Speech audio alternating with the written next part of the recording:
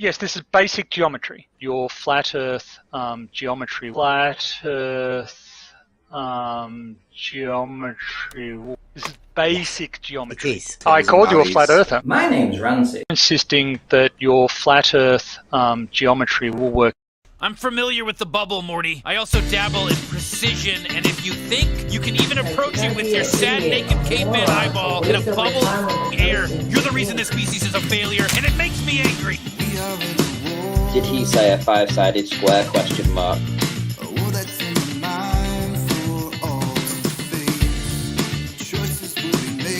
You're a universal horizontal waterer. You're drunk. I called you a flat earther. You want to experience true level? Do you? Yes. You want to experience true level? That auto level is establishing a horizontal. That's just the way it is. Because I've done the test with an auto level, which gives you a horizontal. Yeah, it's gonna look super flat. All right, come on.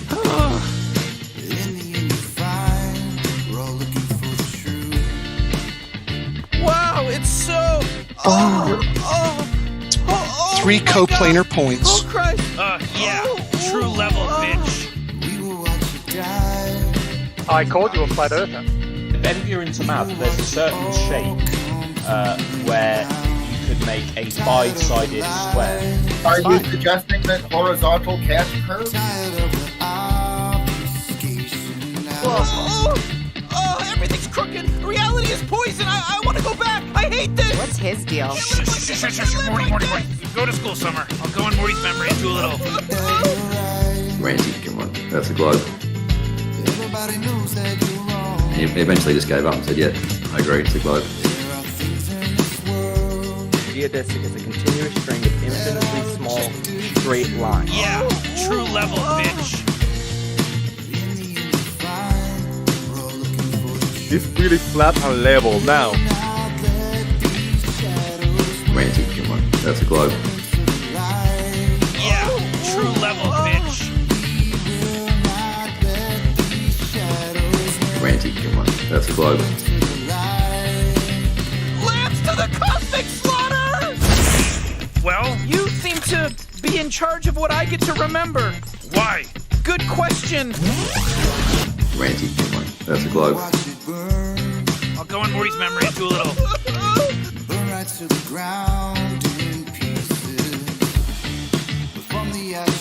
Wow, it's so. Oh my god!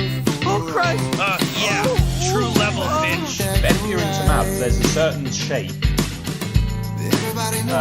where you could make a five-sided square. Ranty, come on, that's a globe. Yeah, true level, bitch. Wow, it's so. Oh my god! Oh Christ! Yeah, true level, bitch. I called you a flat earther. True level, bitch. I called you a flat earther. True level, bitch. I called you a flat earther. Yeah, true level, bitch. Person to think. When you get to the end of this test and you have a result and you say level is horizontal and everyone says big whoop, that doesn't prove anything about the shape of the earth, will you then say yes it does? No. No. Okay, I'm going to bed. All right. Okay, so I'm going to bed. That level is horizontal is good for you then, right? I agree. I agree. Level's horizontal. All Sweet. Right, true level, bitch. Perfect. Wow. Nice, mate. I came Nice. in just for that. You flipped it, man. Yeah, true level, bitch. And we are live. Welcome everybody, it is Wednesday, Trivium Day. Not really got anything planned at all, so this is going to be a complete freestyle in this one. There are a few things that I think we should be going over. One, what did everybody think of last night? And the I don't know. Could you call Jesse Kozlowski a surveyor? Can you? I mean, drive around in a car. I mean, I would not. No. Bunny ears surveyor. Yeah. Frantic bunny ears. But he's one of the great paralogism pushers, right? People were citing Jesse Kozlowski for doing all sorts of stuff. I've got a book up on my shelf called The Greatest Lie on Earth. And one of the chapters in that starts off with Jesse Kozlowski's name. It's all about him and this bridge. It's all fucking part of it. If anybody else has got the book, you can check it out for yourself.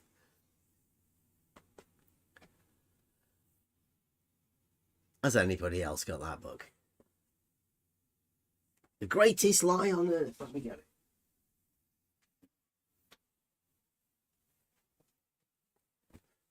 The Greatest Lie on Earth. Proof that our world is not a moving globe. Edward Hendry. It's a big, fucking thick book.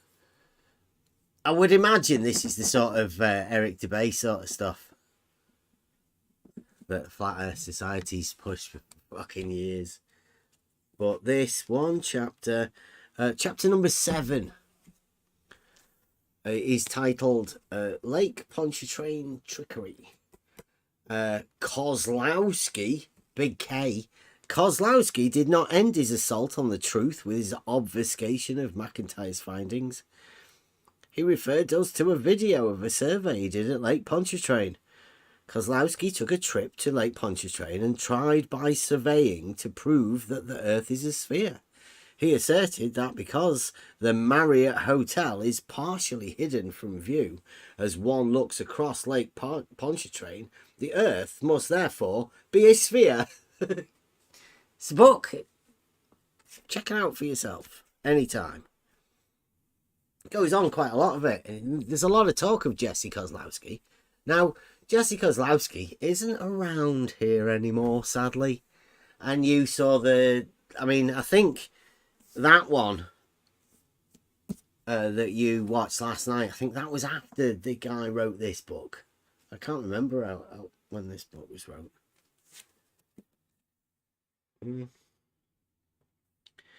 It's a big wazzing great big thick book. Let's see how many pages.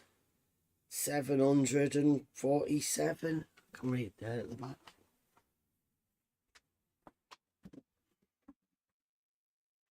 All sorts of trickery and stuff that people know about, right? If you can write a big wazzing great big thick book like that, then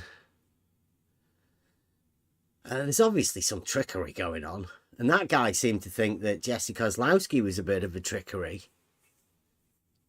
And I'd say also, yeah. He's never really answered a question about anything. And like he said in that, you can test this for yourself. We have. Me and Spot On did it. We did a test. Called it the Realising Euclid test. Now, this test will be expanded. We've done many tests. We've been out in the field with the auto level, putting it on there. Now, I don't know whether people have been, how long people have been watching us and doing all of this. We did have a streaming problem, but we've just been discussing it. Coming soon, when we change up a bit, we are going to be, putting more effort into it. And as such, we will have a way of streaming the live broadcasts live to YouTube while I'm out in the field through Discord and the use of another YouTube channel. So there will be another YouTube channel for us to promote coming up soon that we're going to make, and that will be solely for if I'm out in the field, and we'll be live stream into that. Emma will be in charge of that, director. So that will be done through Discord. To be coming soon. Keep your ear out for that one. Got where it was. Oh, yeah. So we'll be going out in the field and doing more tests. Jesse Kozlowski told us to do a test, and we have already done it. But Jesse Kozlowski and his brother, Slice Barcane, they have never bothered talking to us about this. Sister Brenda.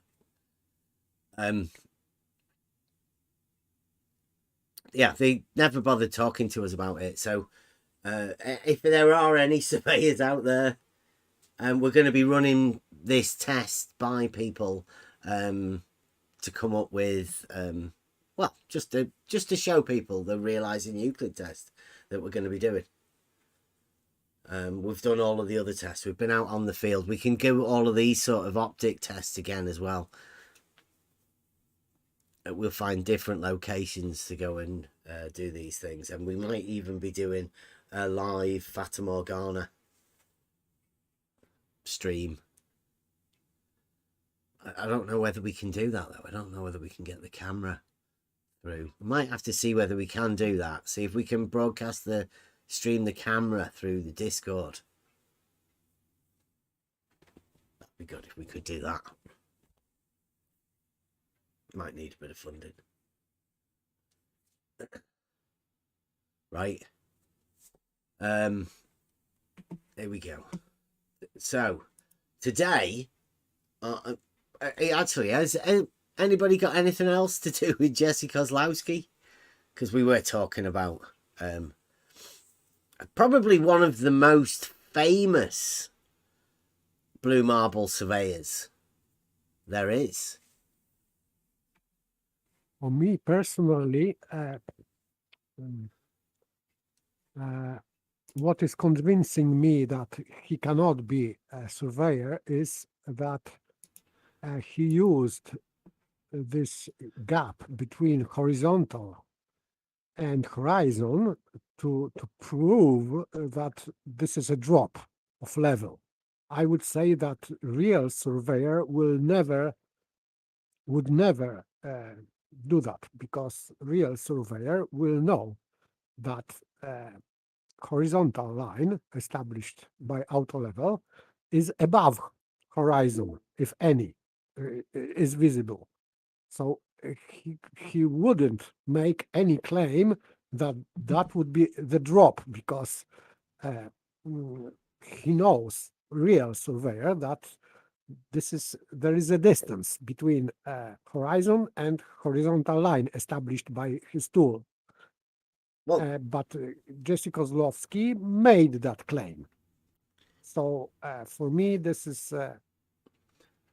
convincing evidence, let's say, that he cannot be surveyor. One of many. I would say that one of the things that you should know if you were a surveyor is that there's no purpose looking over the horizon with yes, of course, with anything really. But if accidentally that would happen, real surveyor would know that this is normal. What he can see, that horizon is below horizontal crosshairs, and he wouldn't make claim that, oh, we have dropping level from horizontal. I would say that it would be nonsense.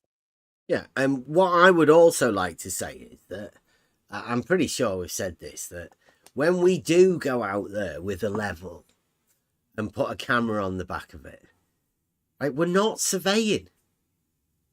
We're not allowing you to do any surveying or anything. We're just giving you a view that you would see through an auto level. Like, there's no reason for us to do this other than to give everybody else an idea of what it's like when you're out there surveying. A lot of people talk about these sort of things. Well, we show you what it's like. We're not actually doing anything for that purpose, or for surveying, or for, you know, making levels of how tall Blackpool Tower is. We're not doing that. We're doing basic tests to show people exactly what the basics of these tools are. Now, because, like I say, because of the way we've set it up in the past, we've only done it internally in this Discord server. We haven't had the chance to be able to broadcast it live to people because of the way the YouTube set up, and I'm out there in the field, so I can't live stream because I'm out there. I'm not sat in my house to do the streaming like I am now. So what we will be doing is setting up another channel. Then when I can go out, Emma can live stream us straight out to YouTube, so people will be able to see exactly what we've been doing. Now, a lot of people have been saying, one, that we haven't really done anything, and two, that we've never let people see it. Well, we were testing. We were testing ourselves. We were testing how Discord works, and we were testing the streaming capability of our phones and equipment that we have. And I think we've sorted it. So that testing phase is over and done with.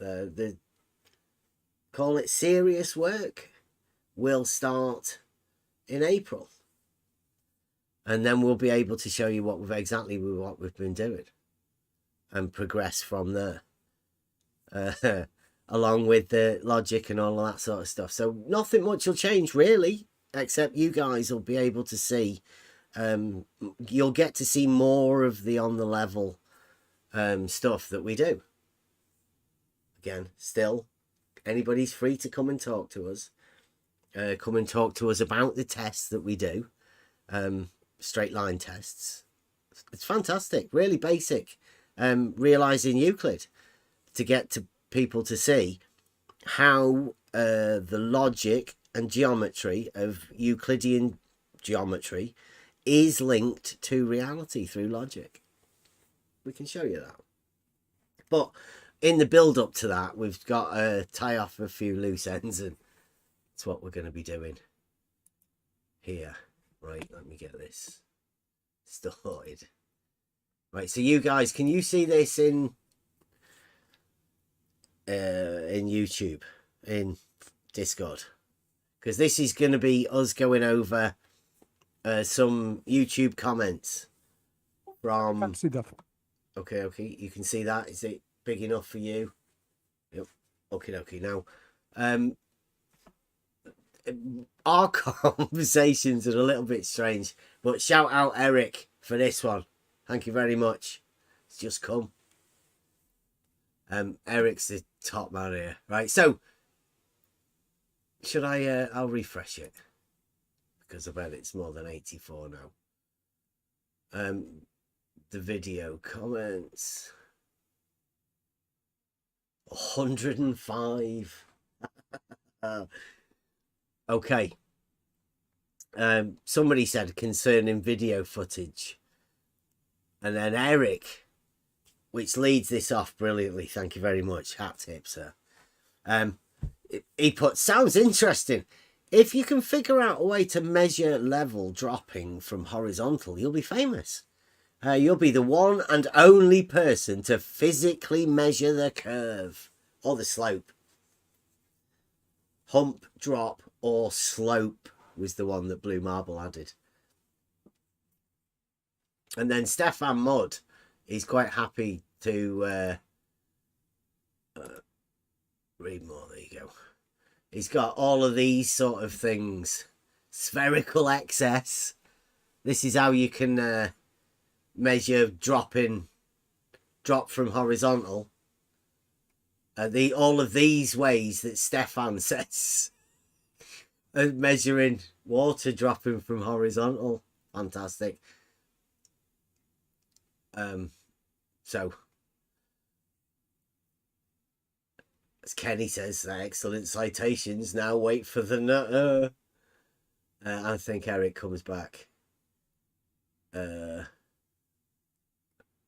Eric comes back after work. He waits for Betty again. Excellent timing. Betty says Eratosthenes, ancient Greek scientist who is famous. Yes. Eric said he physically measured the water level dropping from horizontal. Are you sure about that? The story I was told, he measured shadows. Which I think he was. He's famous for measuring his shadows. Shadow angles is what he did. I've got a thing from when Betty came over to do Eratosthenes and the impractical nature of illogical methods of Eratosthenes. And then Betty comes in.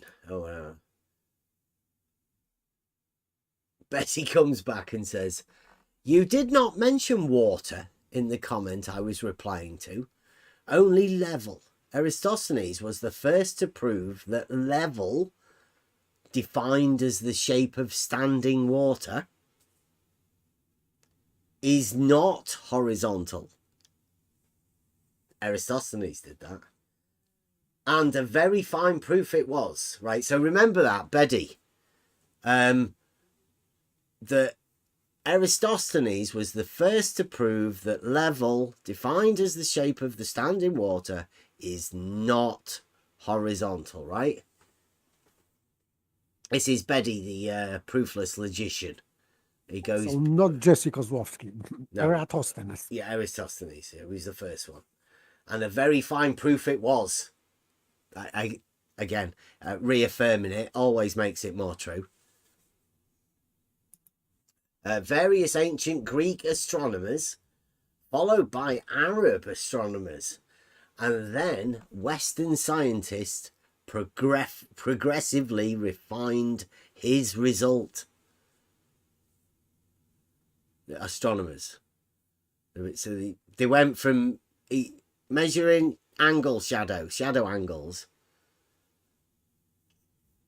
to looking at the lights in the sky, presumably measuring angles to the lights in the sky for a few thousand years.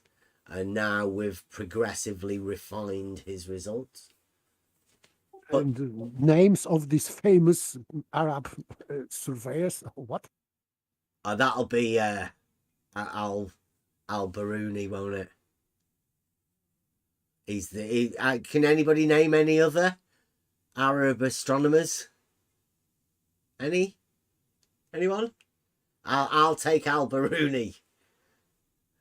Al-Baghdadi Al-Biruni. Anybody else? And then Stephens does get confused, Eric. He does. And then Eric says, I asked if there was a way to physically measure level dropping from horizontal. You say a water level establishes a level that is not horizontal, correct? This makes the water level the perfect tool to measure level dropping from horizontal. Can you think of a better method for a physical measure of your imagined curvature? And before your model affliction compels you to blurt out some nonsense about optical devices and zenith angles, keep in mind that these tools have a limited working range. The beautiful thing about a water level is that it's physically and completely independent of optics or line of sight. Thumbs up. And thank you, Eric. Thumbs up to you for that. Got away with words. You should come in. Betty says, no, I did not say that a water level establishes a level that is not horizontal. Jesse Kozlowski said that. I've got a clip of him. Should I get that? Can we get that? No, I did not say that a water level establishes a level that is not horizontal. We'll get back to that in a bit, hopefully. The curvature is not imagined. It has been proved again and again, upon thousands of times. Every single instance of celestial navigation, which does not have a limited working range, as it works anywhere on Earth, proves it. Do the research. He didn't close his brackets off there. Surprised at that, Betty. So, no, I did not say that a water level establishes a level that is not horizontal. I'll go back to this one here.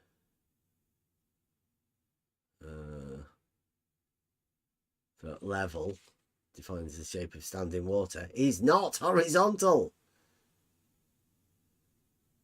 So he didn't say it. He just said Eratosthenes was the first to prove it. Okay, so we've got to get the semantics right. But this isn't Betty doing a semantics game at all. But he does right there. Eratosthenes was the first to prove that that the level defined as the shape of standing water is not horizontal, because horizontal is not a shape. But that's what he says there. And then down here he says, no, I did not say that a water level establishes a level that is not horizontal. But he did. Well, he said that Eratosthenes proved it, but, I mean, he did type it, that it wasn't. But technically, Betty is saying, no, I did not say. He shouted it, no. Look, big letters. No, he didn't. Not that he's confusing the shit out of people as he does this. Do the research. So, Eric, typical response, right? Well done, Eric. I like this. Yeah, this is where things get weird. Too right. This is why we're doing it. Thank you very much, though. So, does a water level establish a horizontal plane or not? This is a very simple question. This is what I've been going through for years, trying to get a straight answer. 9. Betty. So the question is, so does a water level establish a horizontal plane or not? This is a very simple question.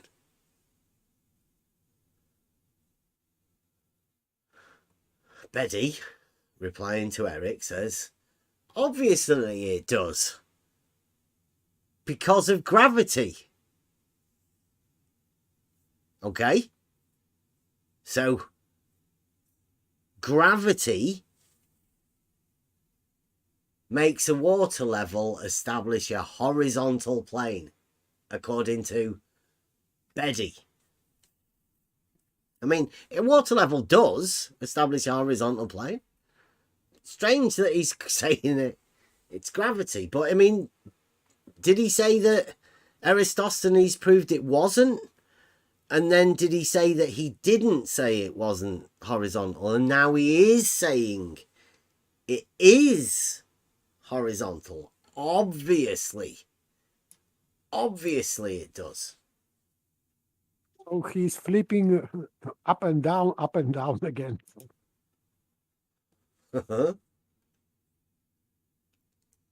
And then Eric says, really? What about those on your side that say you cannot have a globe if water forms a plane? Do we actually agree that level is horizontal? It's like sort of offering him, do you want a mulligan? Are you sure, Betty? Was that a mistake or what? I mean, I know you're contradicting yourself constantly, but you did appear to say something there. Just making sure. Eric's fight going well for the accurate as in a horizontal plane. The tool either establishes a horizontal straight line with zero slope, or it doesn't. It can't establish a horizontal and a curve level. The two are mutually exclusive. Very true. But you are talking to Stefan. And then, see, Stefan is absolutely obsessed with it. We're just talking about a water level. Does it or does it not establish a horizontal plane of reference? This group of people are fanatics. I call them Flat Earth Society. And this is how they do it.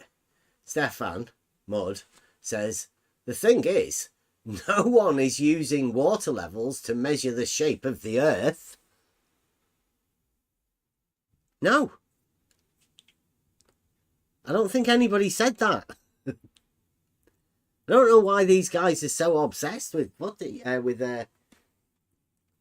the Earth.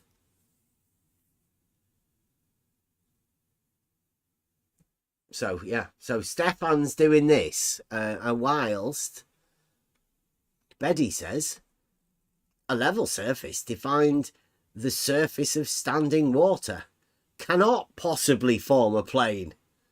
Did I ever deny that? Of course not. Of course he did.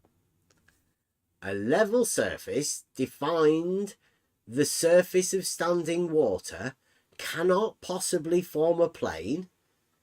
Did I ever deny that? Of course not. I mean, it doesn't make any sense. Like, can't make any sense of what I've just said. Do you want me to say it again? See if this time you can make any sense of it. A level surface defined the surface of standing water cannot possibly form a plane. Did I ever deny that? Of course not. Yes, he did, because if water level is establishing a horizontal plane of reference, it means that he contradicted himself.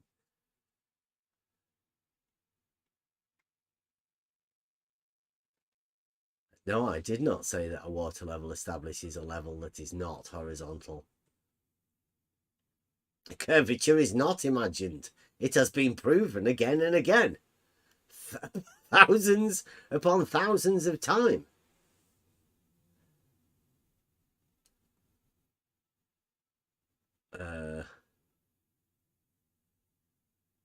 Eratosthenes was the first to prove that level, brackets, defined as the shape of standing water, is not horizontal. So, I mean, he's going against Eratosthenes down here.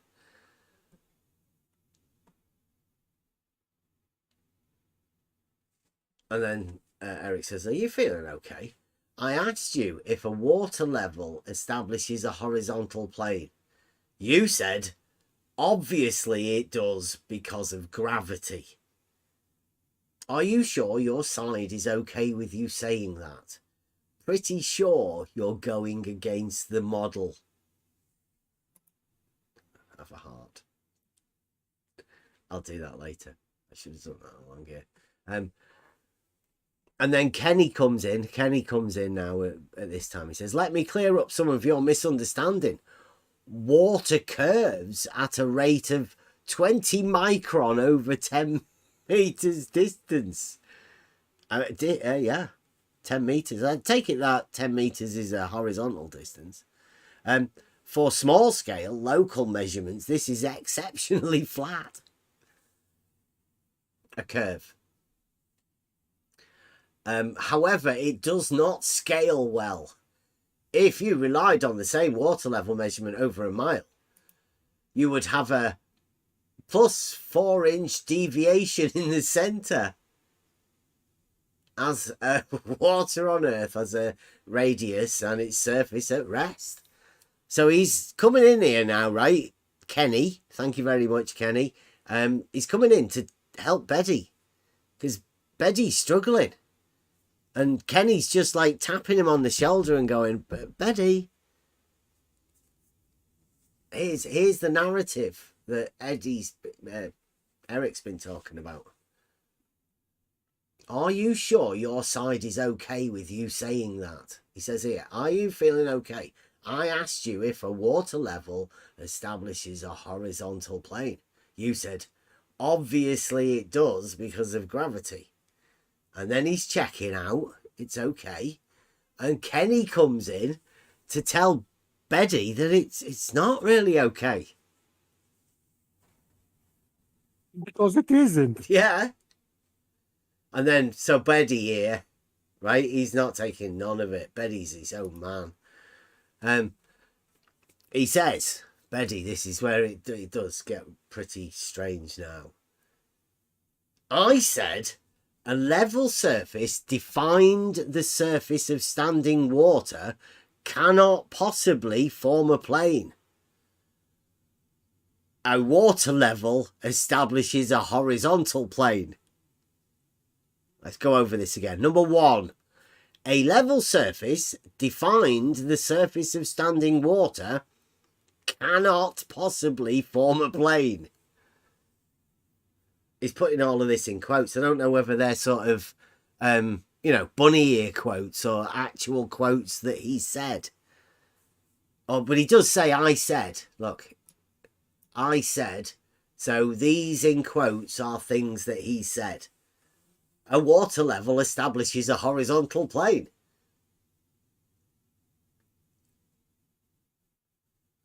Remember, this is the proofless logician. And he says, these are not contradictory.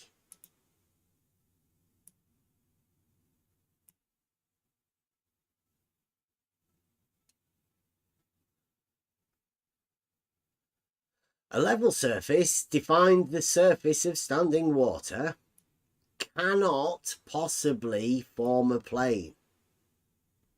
A water level establishes a horizontal plane. Not contradictory, according to the proofless logician. So everybody's fine with that, right? There's no contradiction to be seen here. Thank you very much, Gods, and thank you from the people that have just received memberships. Thank you very much.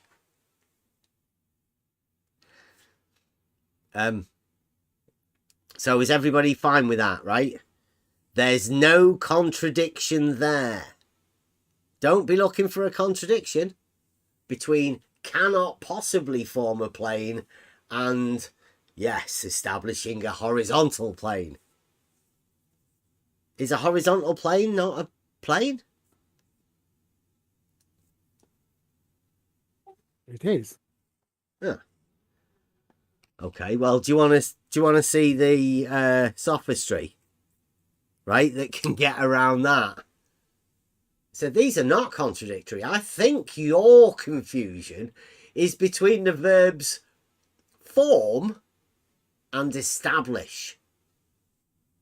Perhaps you could explain what you understand by these terms.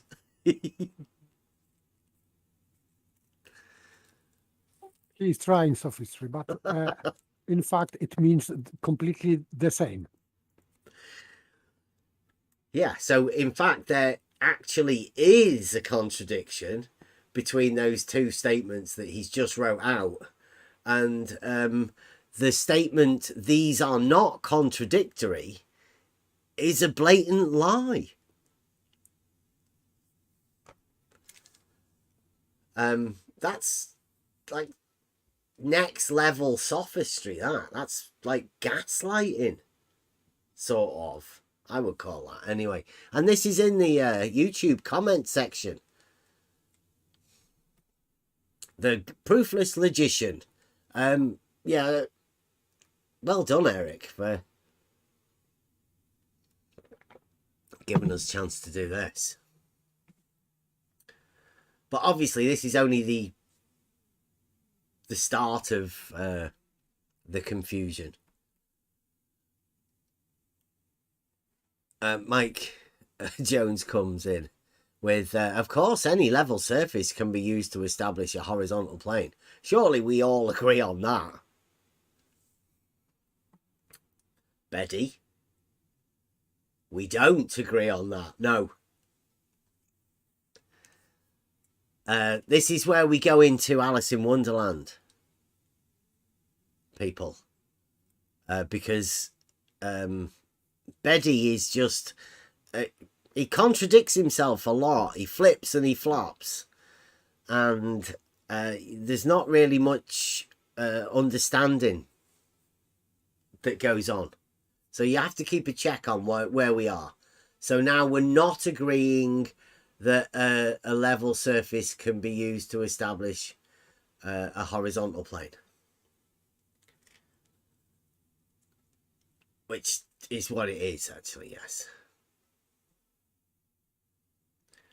And then he says, level establishes a horizontal plane. Your words. Mike Jones, a water level establishes a horizontal plane. Correct. Betty. To Mike Jones. A water level establishes a horizontal plane. Correct. So is everybody right with this?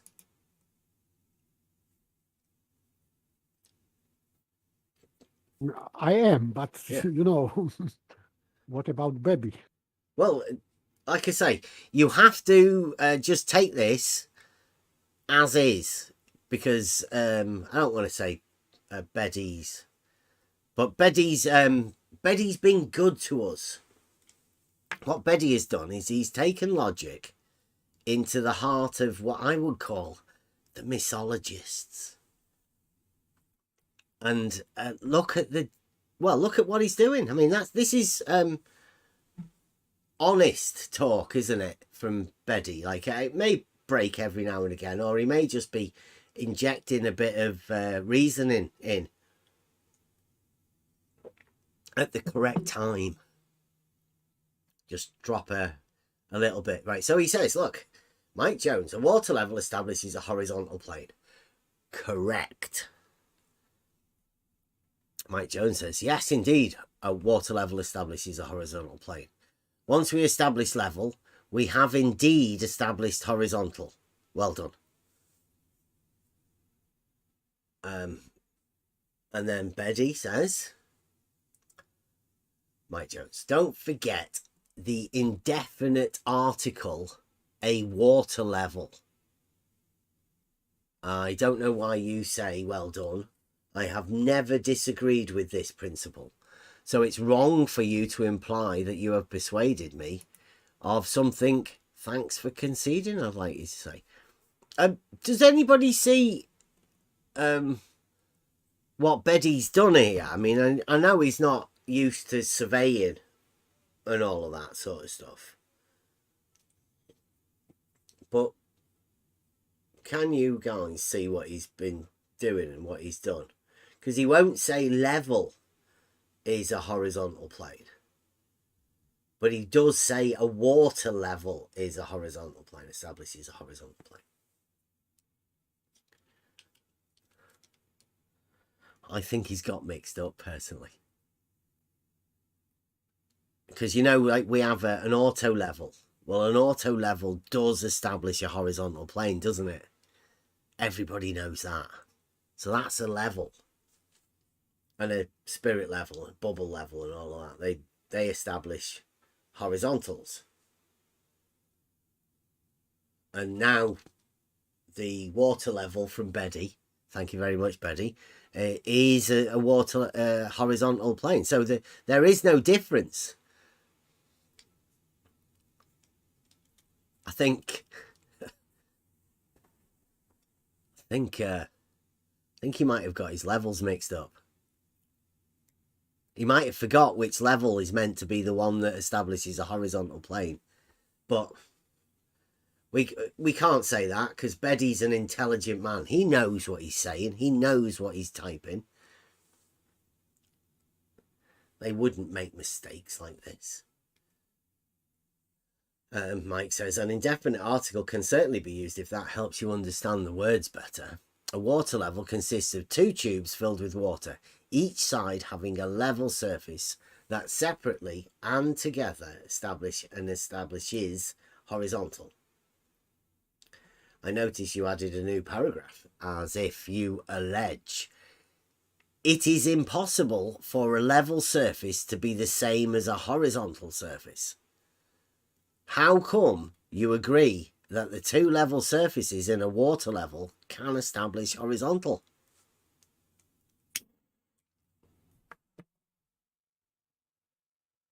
Mike Jones. Beddy replies. Establishes horizontal.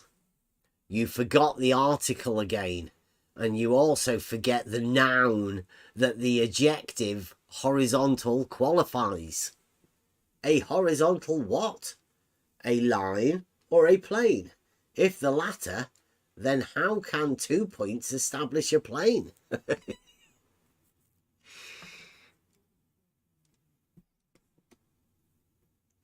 Does anybody know elevation?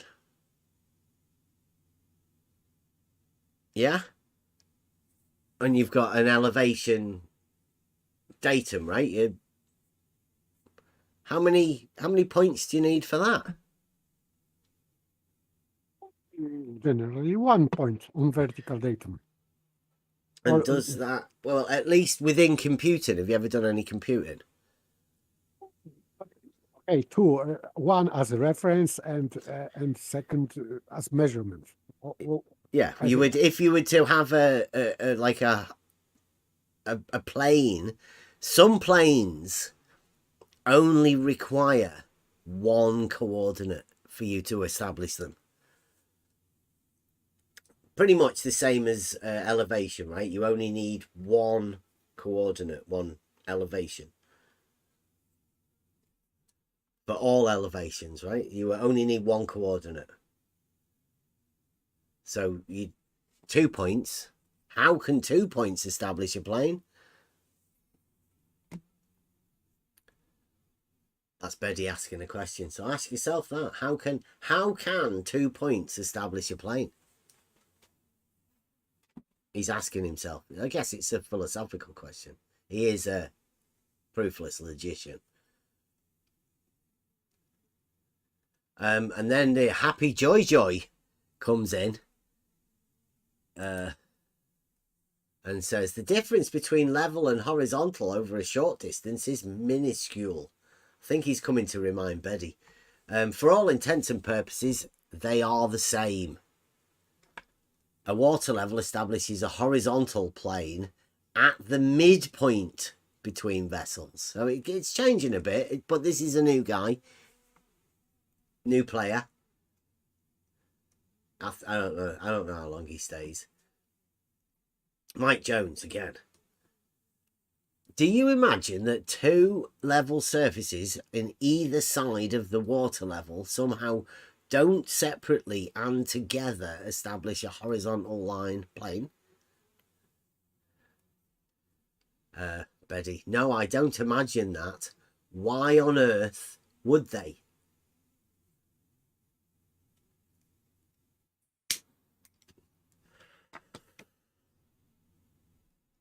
Why does these sort of things get a little bit, when you're asking people to try and clarify because you're a bit unsure on what they're actually saying. So do you imagine that the two level surfaces on either side of a water level somehow don't separately and together establish a horizontal line or plane? Beddy, no, I don't imagine that. Why on earth would they establish a horizontal plane? Because, I don't know, you did say a bit earlier that it did. Yes, this is what this tool is doing. But it's changed now all of a sudden. I mean, this is what it gets like when you start talking to... I call it a sophist, but I'm not too sure. I don't know whether this is... like you get compulsive liars. Well, this is like a guy that's arguing for no point at all. Even when somebody's trying to get a clarification of what he's actually said. But he is, again, the blue marble, proofless logician talking shit. And then Mike says, well, what do you imagine then? There are infinite level points on the surface of the water level in each tube. Together, they form a horizontal. As two people walk away from each other with those tubes, they extend that horizontal to whatever length they like. Everyone knows this.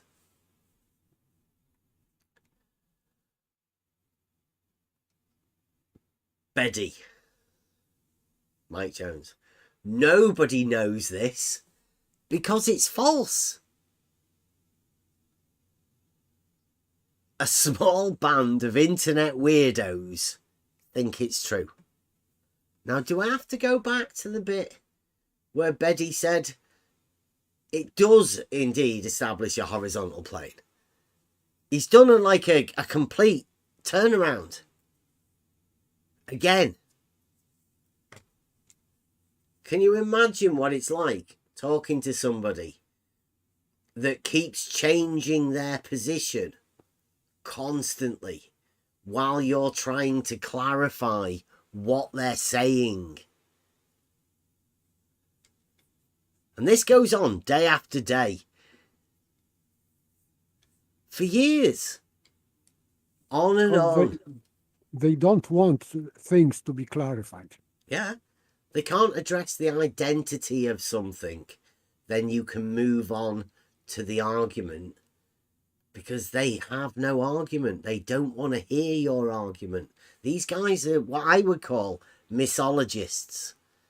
If you never get to hear the logical argument to do the reasoning process because you're fucking about with the identity of the fucking subject, you never get to hear the logic. So this is how you spot a misologist. People that hate.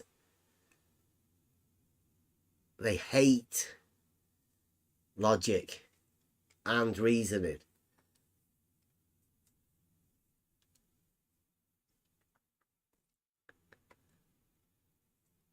Mike Jones. And yeah, if you scroll up, you'll see that you just said that a water level establishes horizontal. There are two tubes of any diameter as long as the pressure is equalized in a water level. They can be placed at any distance from each other to establish that horizontal that we both agree they establish.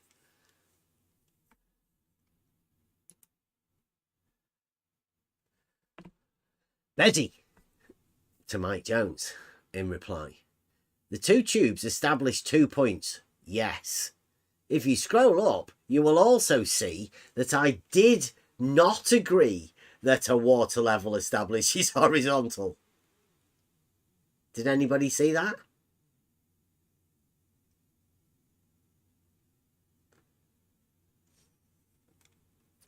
You will also see that I did not agree that a water level establishes horizontal. Contradictory. Where is the second article and where is the noun that the adjective qualifies?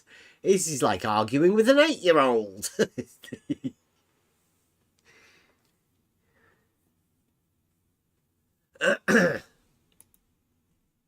And then I come in.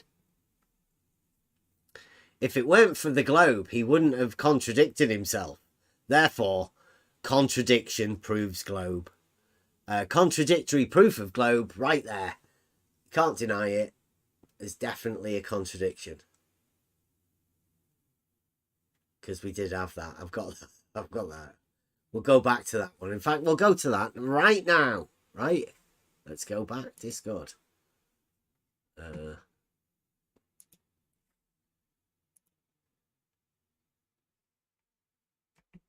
Okay. In here, in the Agents Live, we have. Do we?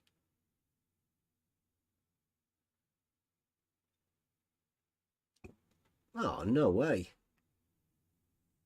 Did I not post? I'll get that. Oh, I hope somebody else can get that for us.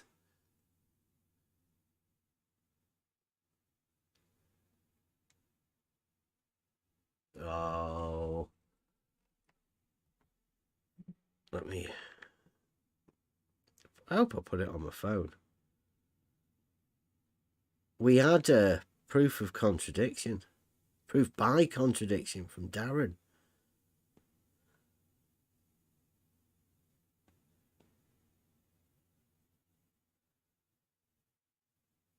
There we go.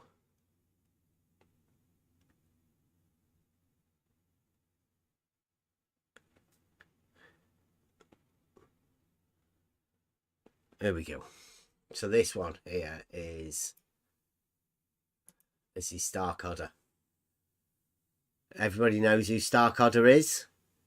No, nobody knows who he is. He's a nobody. But he is one of the top globe guys. He doesn't go by his real name. He goes by a fake name so he can easily pretend he's a nobody. But here, this is just some random dude. But, I mean, they found it at last. Team Blue Marble Science. And he's right as well. This is one hell of a contradiction. He says, here it is. Here is a proof, Bev, by contradiction. Everyone see that? I can see that. This is old. Yeah, but this new one here, it's a proof. A proof by contradiction. As all of the best globe proofs are.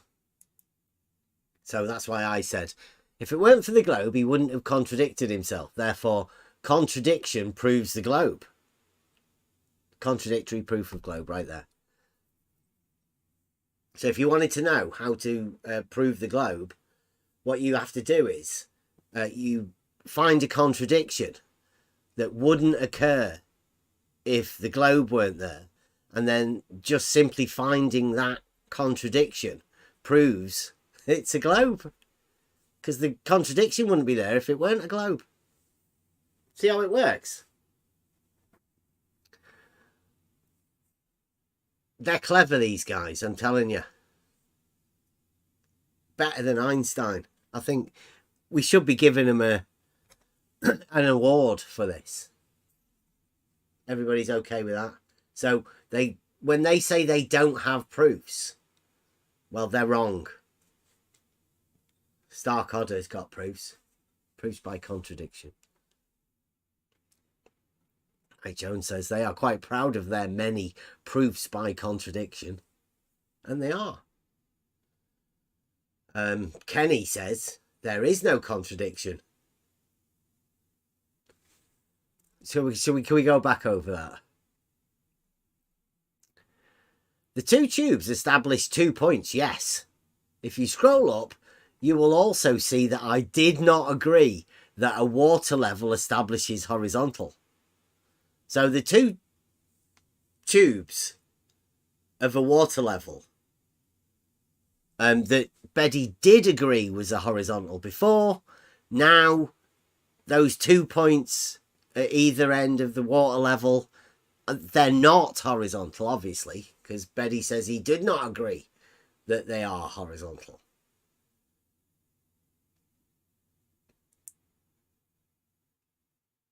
Okay, so it's not horizontal. So there's no contradiction.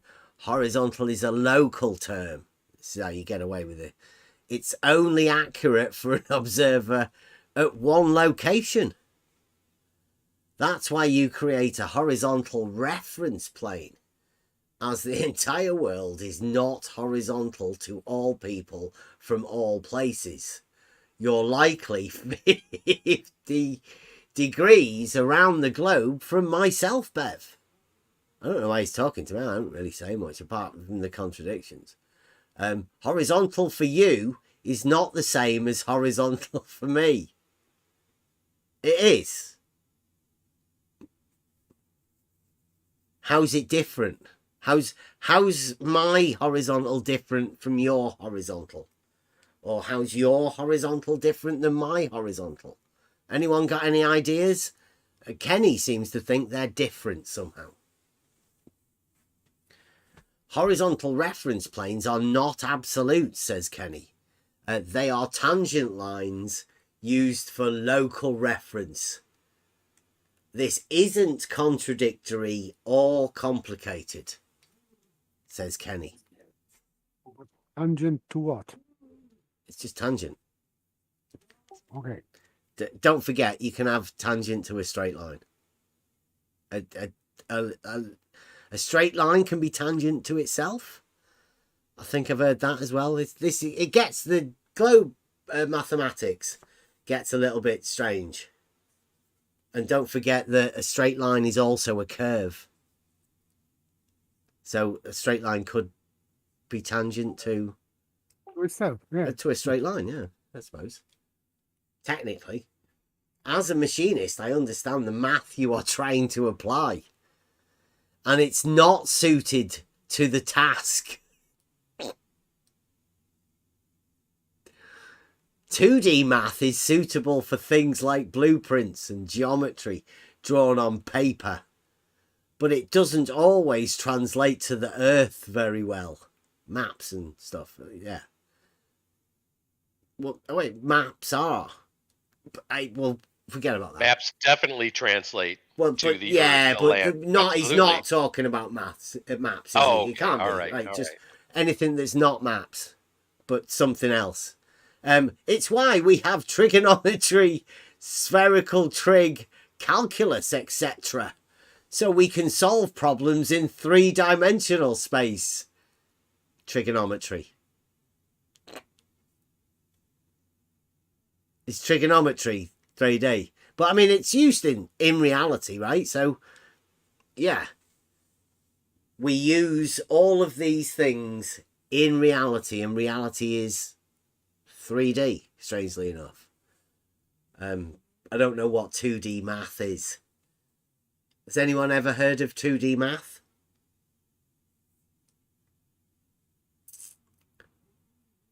Would numbers be classed as 2-dimensional?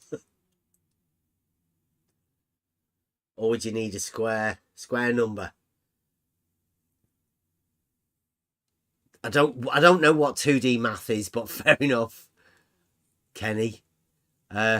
You're trying to define the world we live in based on terminology that a draftsman would use. It's not the best course of action, says Kenny. Why not? I don't know. People are drawing maps and drawing circles and straight lines, etc. So this is what horizontal distances, vertical heights, the sort of stuff that a draftsman would deal with. And why can't you describe reality with straight line distances? What's up with it? Don't architects describe a project or building that they're building or whatever? Yeah. That's going to actually be represented that way in real life once it's built. What is this guy talking about? Many drawings, yes. Right? Mm-hmm. Seems weird. Mm. He's coming in to help. He says, Mike Jones, there is no contradiction. Only your inability to conceptualize a 3D space. Oh my. Let me give you an example. Water at rest, even in a water level, does not form a flat surface. Like, this guy isn't obsessed, right? This is probably the most times you've heard me say this word for quite a long time, but I'm just reading this. In fact, I'll do it as you should, right? We don't want to be adding to the PSYOP, right? So let me see if I can do this. Let me give you an example. Water at rest, even in a water level, does not form a surface. The deviation from will be extremely small, 2 microns over a meter's distance of surface area, but it is not for purposes like leveling in construction, which is inherently inaccurate. This tolerance is perfectly acceptable.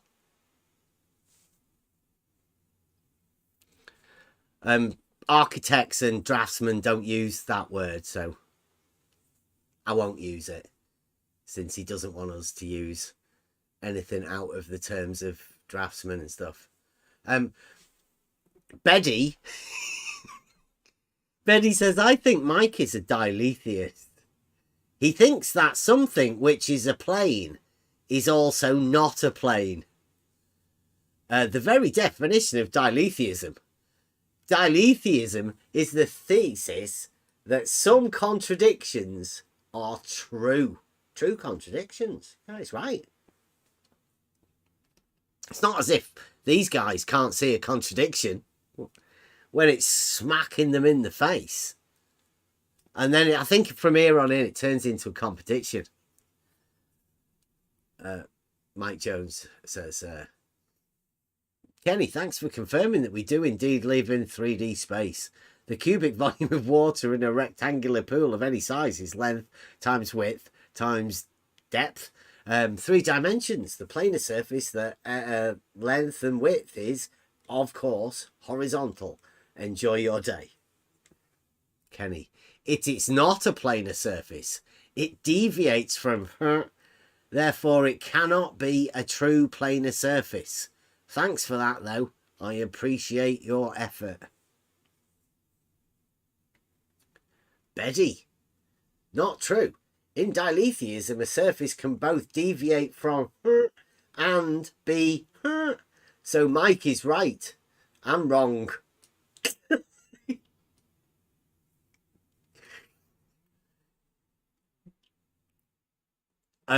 Betty here says, I think Mike is a diletheist.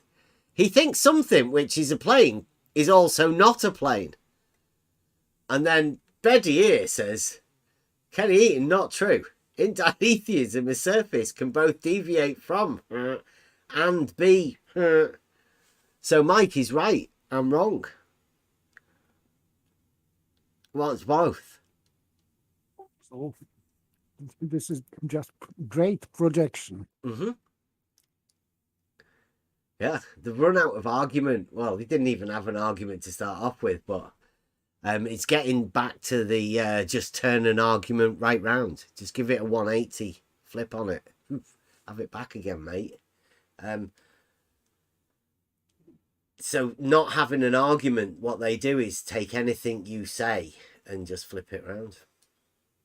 Mike Jones says, and yet all volume formulae treat the surface as a planar surface. Therefore, it must be a plane surface for all volume formulae are wrong. Thanks for that, though. I appreciate your effort. Appreciate your effort.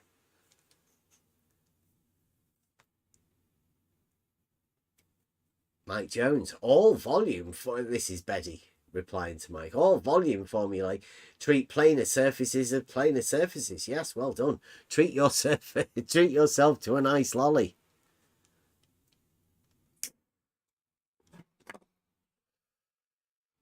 Kenny, Mike Jones, no. You are simply confused and denying reality. We have measured water to curve. This is documented reality.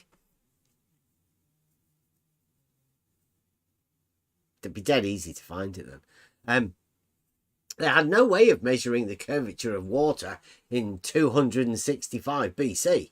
And for practical purposes, in small-scale testing, the formula is accurate enough as the deviation due to the curvature of water will be very small. In modern times, we have developed more accurate methods of measuring that can measure the curvature of water at rest. Water at rest. It's why you should base your entire belief system off the works of a man who lived 2,200 years ago. We currently have a better understanding of the world, as well as more accurate means of measurement. Jesse Kozlowski driving over the bridge with a car. I mean, Aristophanes didn't have a car to drive around in doing his surveying, did he? Wasn't measuring shadows in the back of his car. Again, thanks for the effort, but your denial of reality in no way determines what is or is not reality. So, nice one, Kenny.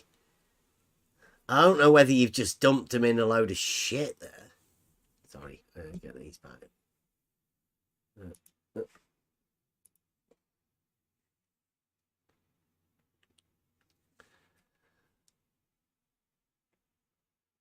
Mike Jones, nice to see you agree with me that your volume formula are accurate for water regardless of unit size. Three-dimensional. Well done, little buddy. Now run back to Blue Ops. And you and your pals can tell each other that you would totally expect the vertical sides of the container holding that water to be parallel to each other and be perpendicular to the planar surface of the water. Enjoy your day. I really need a bit of rewriting that. I don't suppose you were planning on this being broadcast. Mike Jones says, oh no, Kenny says back to Mike Jones. He never said they were absolutely accurate. Stop putting words in people's mouths. You're wrong. Water is not at rest. It has been measured to curve. Deal with it. Big shouty. Shouty. Deal with it. Betty, no, I didn't agree with you that volume formula are accurate for water. Are you a diletheist? So you've heard it here, right? You know those volume formulas that we have? Tell everyone, not for water. Not for water. Should come on them. You know, the cube. The cubic, wait a minute. Isn't like a milliliter and all of that? Isn't that like a cubic millimeter? Gram, I think gram is cubic centimeter, something like that, of water. Well, it can't be water. It doesn't work for water. That's what Betty says. But that seems to be the standard, right? Water is the standard, isn't it? For density and all of that sort of stuff. Yes, and weight. So one cubic centimeter would be 1 gram of that would be weight. So yes, it is standard. Maybe I missed some numbers, but as I remember, this is 1 centimeter. Cubic centimeter is 1 gram, but it was a long time ago. So. Okay. But Betty definitely didn't agree with Mike when he said that the volume formulas are accurate for water. So, I mean, you heard it here first. I think we could quite safely call him like just an argumentative sophist. Well, with a non-argument. He's got no argument. He just says, nuh-uh. Quite obviously. But I mean, anybody's willing to say whatever you want to do to get around this. But he does say there, he didn't agree with Mike. Now, whether that means that he doesn't agree that it is, or just that he didn't agree with Mike that the volume formula is accurate for water. I mean, he might agree that the volume formula is accurate with water, but just not to Mike, that when Mike was saying it, which you'd still have to call a sophist. Yes, of course. That's the method. Yeah. Because when spotted on a lie, they can excuse themselves with a different answer. So if you would accuse him of one lie, he will try other position. And if you will accuse him for something else, he will use different answer. Yeah. So he's ready for every occasion to respond. So that's their defense. Betty is obviously a practicing sophist, and he's just been caught out obviously, because he's flipped and he's flopped, and he's had a position, then he's not had a position, then he's took his position back, and now he's saying that he's not agreeing with the one of the basic fundamentals of standards of weights and measures, right? Seems so, yes. Yeah. Okay. Betty, to be clear, I agreed that all volume formulae treat planar surfaces as planar surfaces. I did not agree that the surface of standing waters is a planar surface, for it is not. Nor is any volume formula accurate that treats a non-planar surface as a planar surface.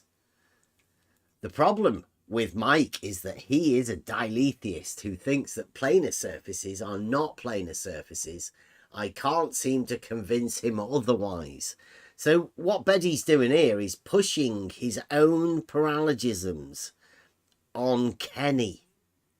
And he's misrepresenting Mike as a diletheist when it is, in fact, Betty that's just before that wrote that he didn't agree with a volume formula for water.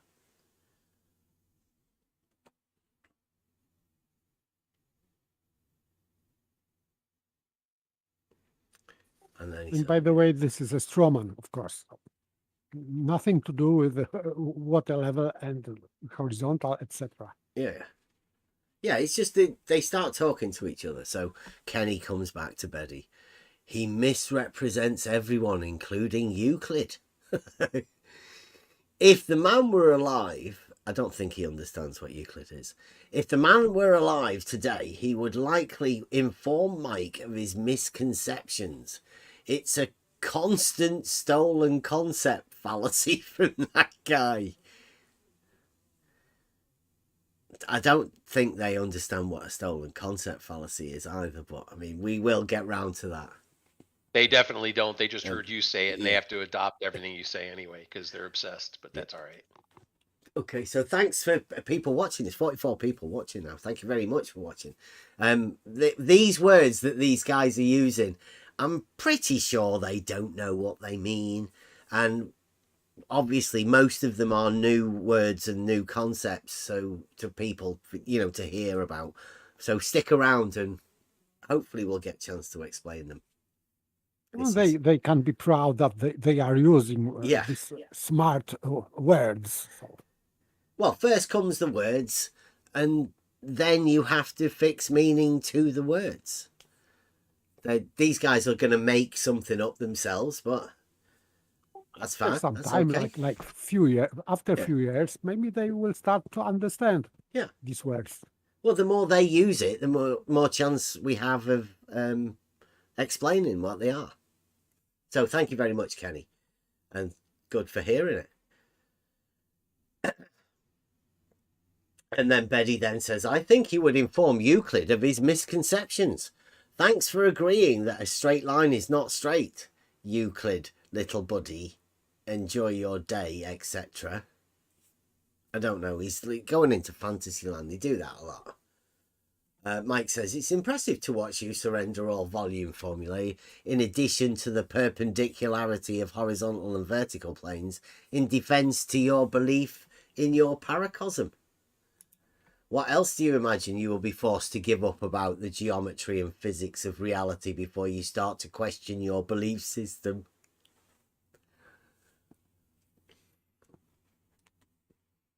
That's how we do it. Next level style. More replies. It keeps going. Betty, I didn't surrender any volume formula. Should I go back? You want me to go back? No, I didn't agree with you that volume formula are accurate for water. That's Betty there. It's still lined. I didn't surrender any volume formula, says Betty. If you say that you did and then you say that you didn't, that's you contradicting yourself. That's what we call a contradiction. And people that can't see contradictions, we call them diletheists. But Beddy's might have a different term for diletheism. He might have a new definition of diletheism that takes it away from being able to contradict yourself and not see contradictions. Come and have a discussion about diletheism, Beddy. Or, in fact, do a presentation on Blue Marble Sciences about diletheism. That'd be cool. Mike says, you surrender them when you are applied in reality with liquids. Beddy, no, we don't. No, I don't agree with you that volume formula are accurate for water, says Beddy. You surrender them when they are applied to in reality with liquids, says Mike Jones. Beddy says, no, we don't. The calculation of the volume of water in the oceans depends entirely on the assumption that their surface is not planar. Your diletheism model affliction is preventing you from reasoning properly. Enjoy your paracosm. The model affliction, they are. It's just sort of using them. Do you want a few more? We can get some more for you. Once again, a non-planar surface is not planar. Mike Jones says length times width times depth. You disavow that formula for water in a container. Own it. Mike Jones, of course. The formula is only true for planar surfaces, as I said repeatedly. But you insist that planar surfaces are not planar. Do you realise how stupid that sounds? Is your model affliction is preventing you from reasoning properly? Free yourself. I think he's broke. I think Mike might have broke Beddy. Wait, why is he saying, but you insist that planar surfaces are not planar? What's he talking about? He thinks that Mike Jones is insisting on that, but he isn't. But it would mean that he's just projecting. Yeah, it's length times width times depth. And then Mike's saying, you disavow that formula for water in a container. In reality. Own it. And then he's saying, but you insist that planar surfaces are not planar. Where? Length, width, depth.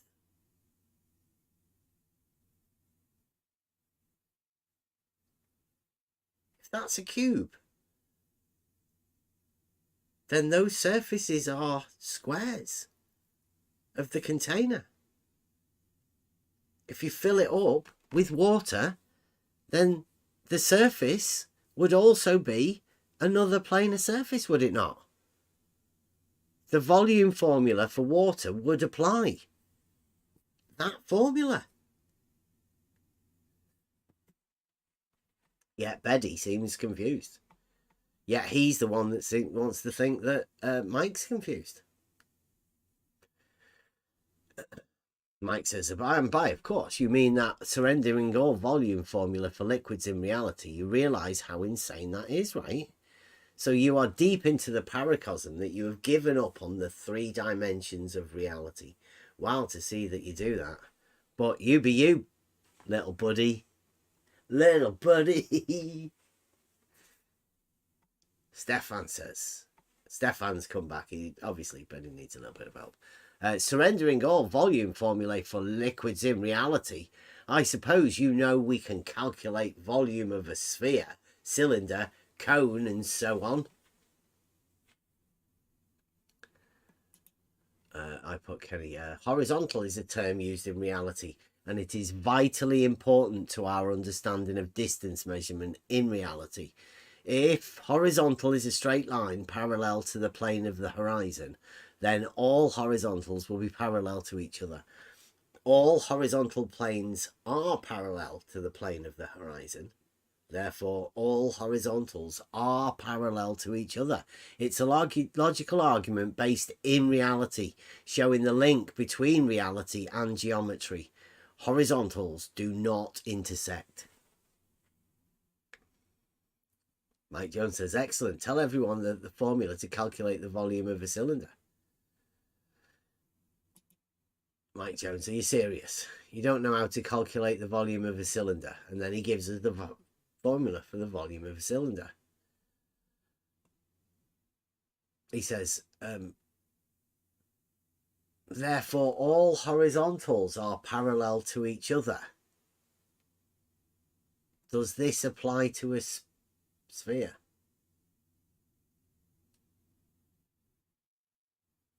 Yeah, all horizontals are parallel to each other.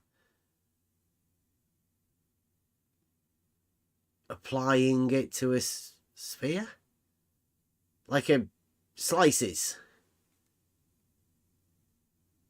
Or like horizontal slices of a sphere. Like bread, but sliced horizontally, like an egg slice. No problem. Yeah. This is orientation, not a shape. So you can apply to any shape you want. Yeah, it doesn't. Yeah, nothing specific about a sphere. Like, yeah, you can apply it to. We don't want to be shape specific. Like all shapes apply to horizontals being parallel. It treats all shapes equally. It's good like that, isn't it? Horizontals being parallel. Okay. Stefan Mudd, or Betty, Mike Jones says to Stefan Mudd, Betty says that the volume formula doesn't apply to liquids in reality. Betty, I am not surrendering all volume formula for liquids in reality. And which volume formula did I say doesn't apply to liquids in reality? Which one? If there is only one working, so it means that he surrendered all. Yeah, he had length times width and times height, right? Yes, but now he says that he didn't surrender all because he surrendered one. But there is only one. Yeah. So this one is all. So sorry, baby, this is low grade sophistry. Yeah. Quite obvious, right? I mean, this is wrote down. People can go over it. I mean, this is just about as low grade. You might be able to get away with it if you were talking and it not being recorded, and you could confuse people, but this is actually wrote down. We can go backwards and forwards. We can see what you've wrote.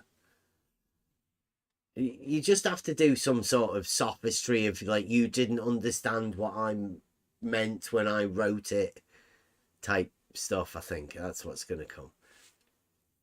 And then Stefan says, no, he did not. Read his comment again. I has something to do with planar and the shape of the earth.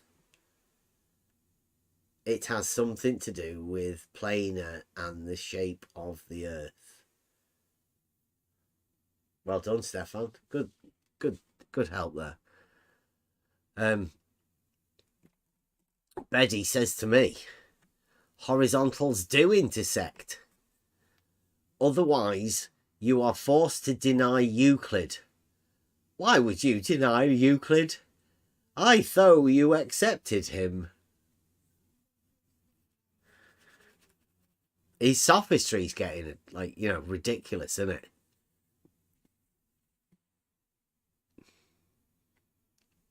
Mike Jones. Great. So we can use the volume formula for a cylinder that Stefan just posted for water volume in reality, correct? Let's say a cylinder of 10 units height and 1 unit inside diameter. We can calculate the amount of water needed to fill that cylinder up to any level of fullness, right?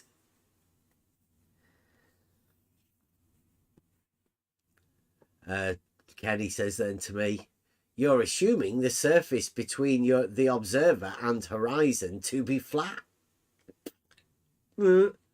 As well as assuming the horizon itself is... Have you measured it to be... Or are you simply assuming it based on an archaic definition intended as a local frame of reference and not an absolute measurement? Oh, what's going on here? Wow. He has lecture here. Yeah, he was replying to my if all horizontals are parallel to the plane of the horizon statement. So obviously it requires a bit more, right? So he says, I'm assuming that the surface between the observer and horizon to be, which it's not. It's about horizontals being parallel to the plane of the horizon. Nothing to do with. He says, horizontal is a term used in 2D geometry. I would have to say that horizontal is reality based. A line is the 2D geometry thing. Horizontal is an orientation in reality. Yes, because it is orientated to something in reality, to horizon. Yeah. So it is not orientated to arbitrary thing we can establish, like a piece of paper or whatever. It is orientated to real horizon that we can see outdoor. Right, he says, because this is genius, this. Again, diletheism. Kenny, thank you very much for this one. Horizontal is a term used in 2D geometry. In the real world, we use reference planes. Yeah, horizontal. Plane of the horizon. All horizontal planes being parallel to the plane of the horizon. I think that's what I do. Should we go back there?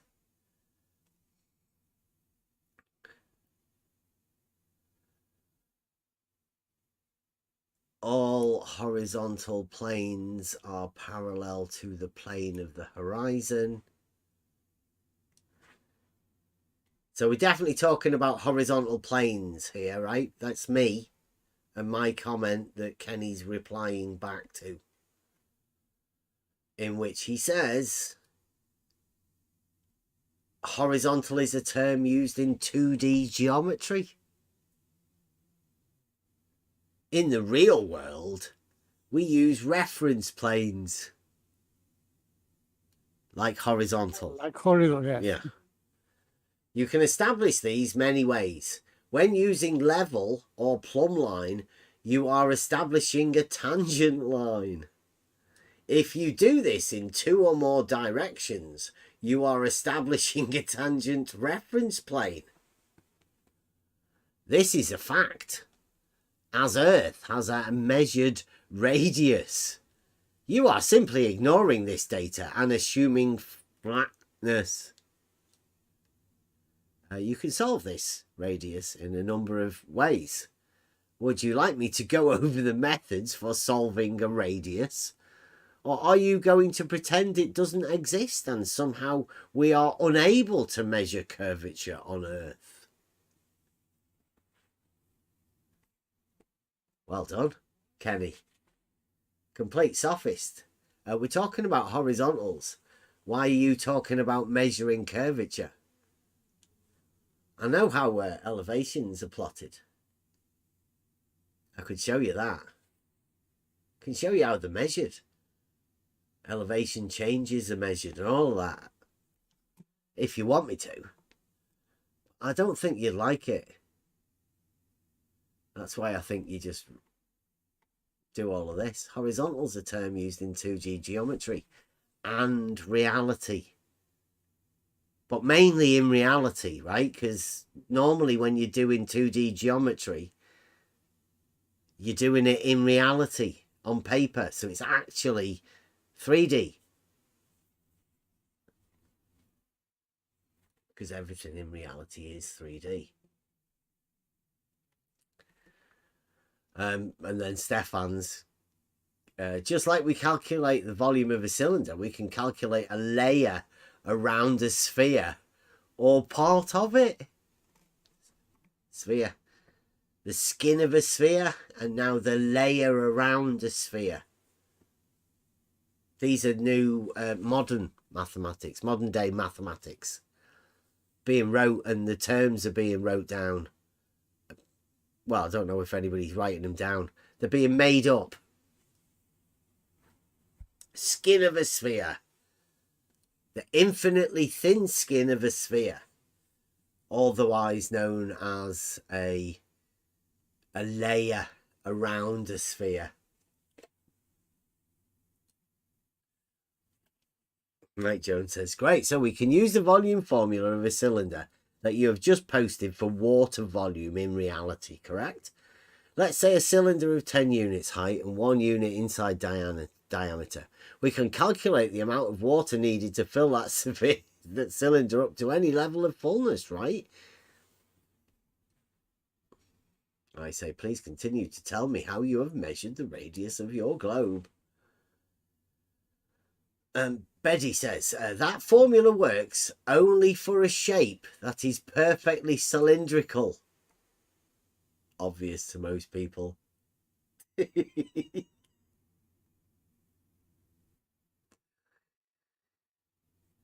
formula for a volume of a cylinder only works for a shape that is perfectly cylindrical, says Betty.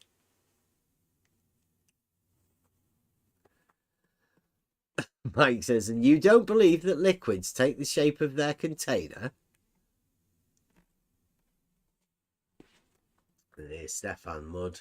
You want to see this? This is, pretty sure we've seen this before. This is Stefan Mudd. And I was asking Kenny, please, Kenny, because you'll notice this happens quite a lot. I'm talking Kenny's names there. At Kenny, please continue to tell me how you have measured the radius of your globe.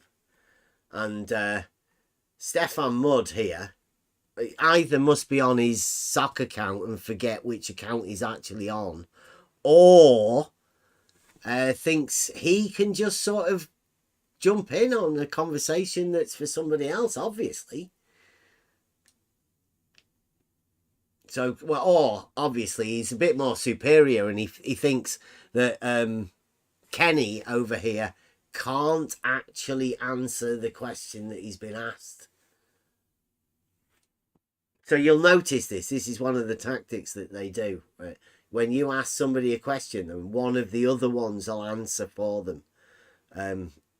Normally somebody like Stefan. He's a loyal... I don't pay him to do all of the text chat trolling. He does that all on his own. Freelance, if you will. Always keeping the chat rolling and the text chat going.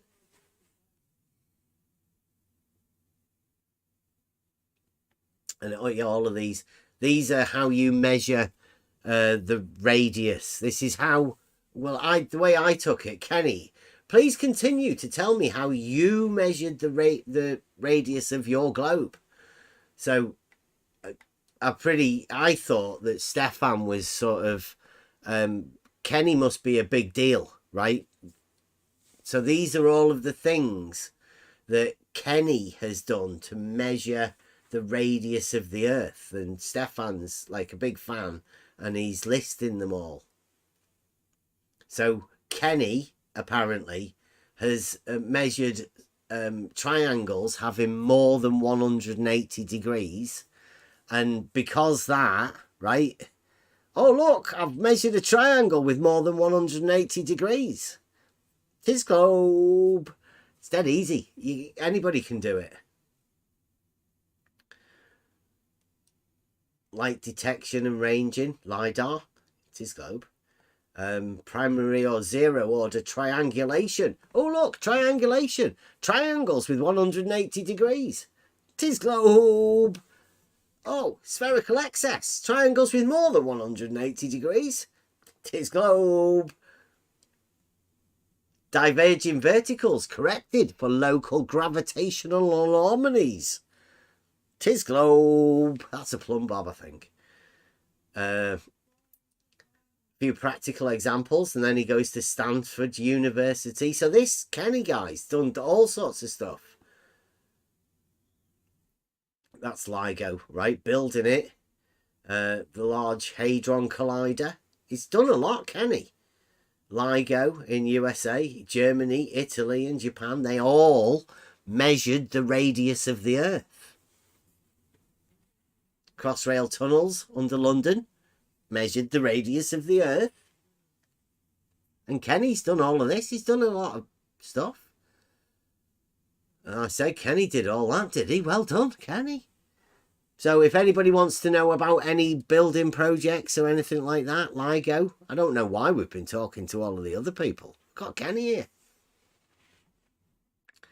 Stefan Mudd says, yes, we can use the formula for a sphere.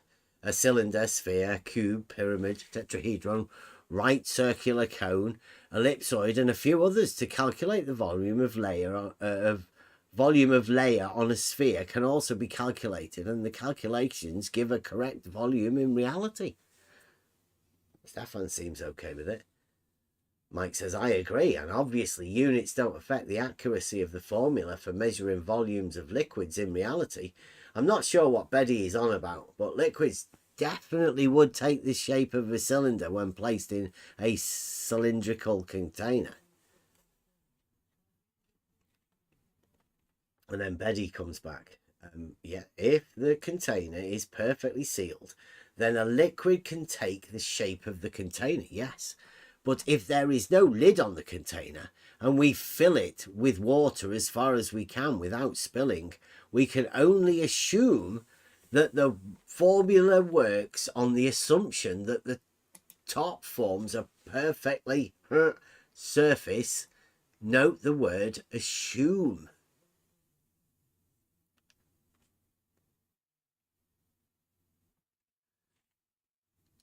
And then Kenny comes back with Stefan. Maud has a very nice list above in this comments thread here, but there's a few ways Earth's radius has been measured, and he's done it again.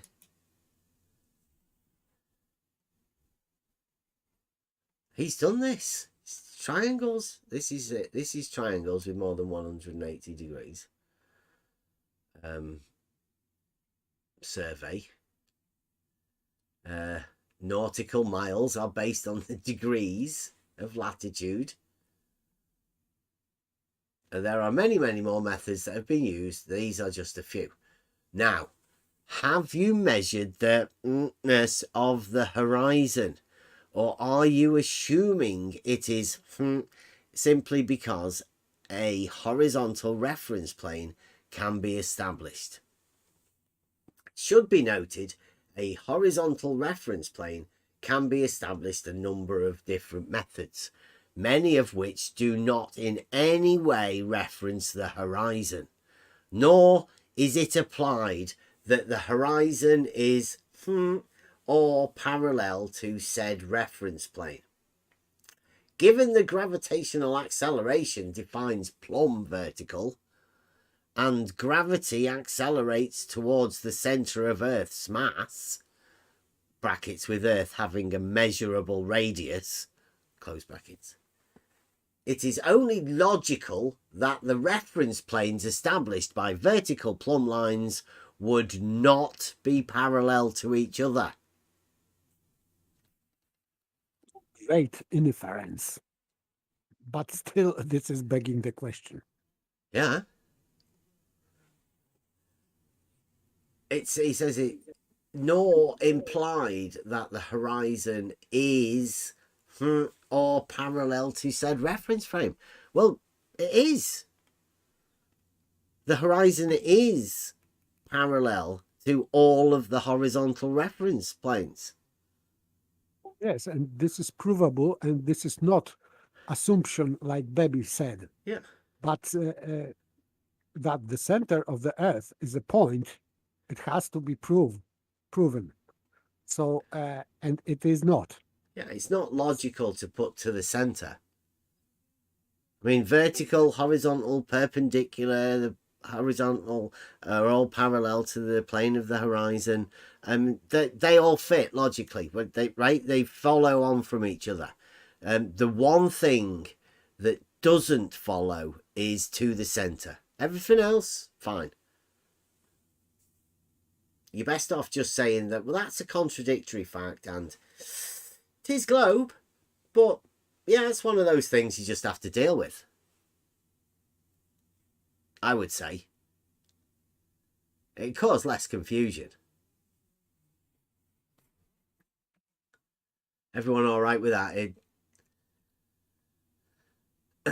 Because he says there, it is only logical that reference planes established by vertical plumb lines would not be parallel to each other.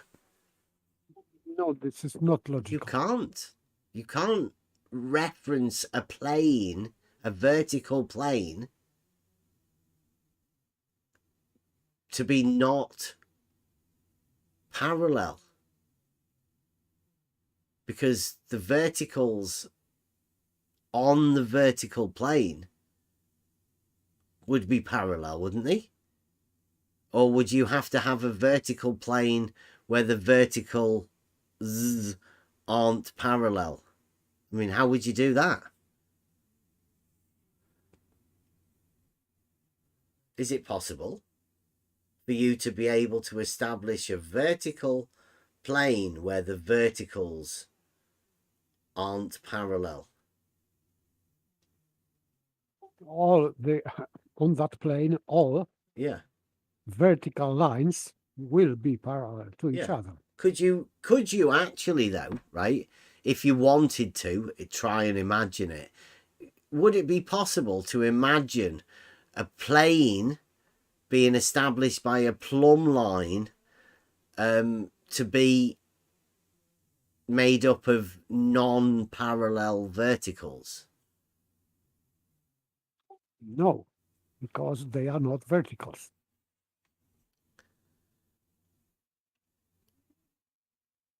If vertical is every direction, how do you make a plane? It's a bit tricky, isn't it? I don't think you could make a plane. I think that's a contradictory statement from this guy. To be able to say it's only logical that reference planes established by vertical plumb lines would not be parallel to each other. It's not even possible. Never mind saying it's only logical. It's not even conceivable, so it can't possibly be logical. You'd have to have a messed up mind to be able to say that. The reference planes established by vertical plumb lines would not be parallel to each other.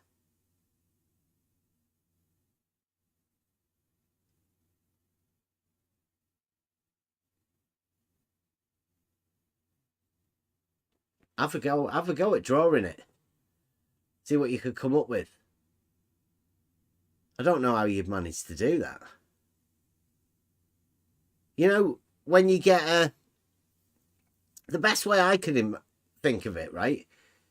If you're looking through an auto level and there's a vertical line established, now you can imagine that's a vertical plane stretching out forwards and backwards. Well, the verticals are parallel, aren't they? Yes, to each other, yes. As you move away from along that vertical plane that you've established, they'd all be parallel, wouldn't they? Otherwise, they would be not vertical. Yeah. Yeah, that's pretty tricky for him to do that. But I mean, what do you expect? And Kenny says, "Thank you, Stefan. I appreciate that." Mike says, "Let's only fill the cylindrical container partway." Oh, you've already done that, haven't you? Yep. Paddy, you need to add the assumption that the top surface of the water is perfectly... are you happy to do that? If so, Stefan's formula works. But if it's not perfectly... then you can explain what you mean by the height of the water. Explain the height in a volume formula. And then I asked Kenny, how did you personally measure the radius of the Earth? And then Kenny asked me, how did you personally establish Euclidean geometry?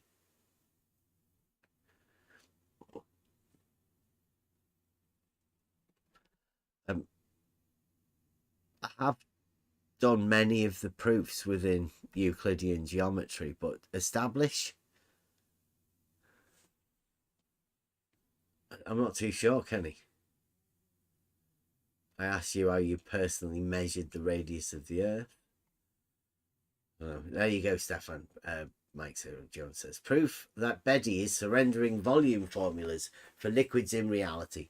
Look at him pretending to not understand what the fill height of a liquid in a cylinder is. 2. Just pure dishonesty. Enjoy your days, boys. Kenny says, I don't need to measure it to verify measurements from others are accurate.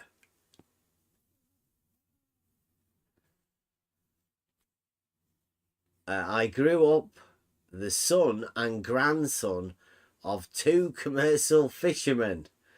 I spent years of my life on the water. It's pretty easy to verify that a nautical mile equates to 1 minute of latitude. I verified it in other ways, but just one is sufficient. How did you personally measure the radius of the Earth? It's a familiar story. I don't need to measure it to verify measurements from others are accurate. How do you know they're accurate then? It's ridiculous, isn't it? And so I say, so you haven't actually measured the radius for yourself then? Thank you very much. That I have also not measured the radius of the Earth.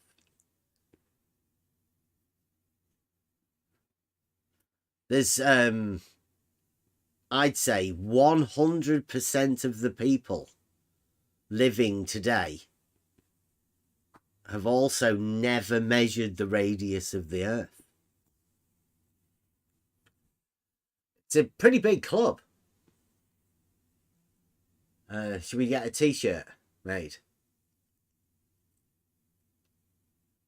I have never measured the radius of the Earth. Better yet, like you. Yeah, like you.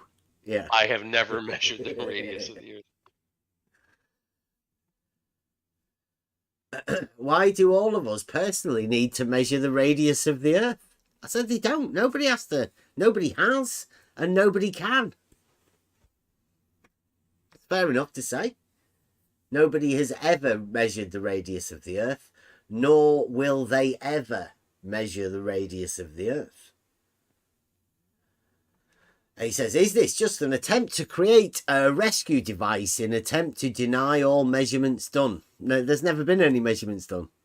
You don't have to deny something that's never been done. Kenny, look at my other comment. I verified the Earth's radius. I verified it. How do you do that? By which means? Yeah. Just go in. Yeah. Yeah. Yeah, checks Yes. out. Sounds Yep. sounds right. Yep. I verify that. This was probably before I started, right? Yeah, it was 2 hours ago. I have also measured it the same way McToon did. Well, if that doesn't say as much as you need it to say, right? I only did what McToon did. I did what some weirdo on the internet did. Yeah. So therefore, don't let your kids anywhere near him. If McToon, I only did what McToon did. Like, well, I wouldn't say that out loud. I have also personally witnessed spherical excess being measured with a theodolite. Whoa. Personally witnessed it.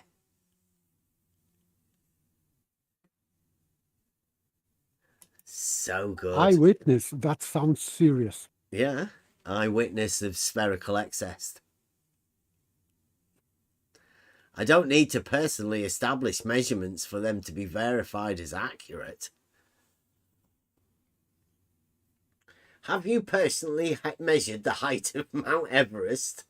Or do you argue it doesn't have an established elevation as you haven't personally measured it? Yeah, they don't know it, do they? I think they did a latest one quite recently, and they claim to have it narrowed down a bit more, but yeah, they modified it many times. Yeah, they haven't got a first order measurement for the elevation of Everest. It's a known fact. They can't do it. For one, the tools wouldn't work, and for two, why the fuck would you want to be doing that? It's crazy.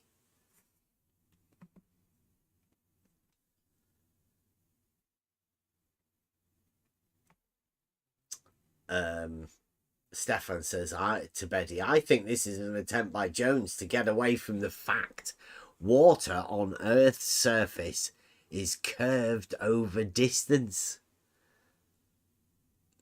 Curve over distance. Is that C over D? It would be interesting to see how something is curving without distance. Curving over distance, like a fraction. Curve over distance. Mathematical. And then Stefan, Kenny says to Stefan, if we can't rely on anything we haven't established. If we can't rely on anything we haven't established. Should be, we have, What? I think. If we can't rely on anything we haven't established. He can't use geometry as he didn't establish it. He needs to hold himself to the same standards as others, or it's blatant intellectual dishonesty.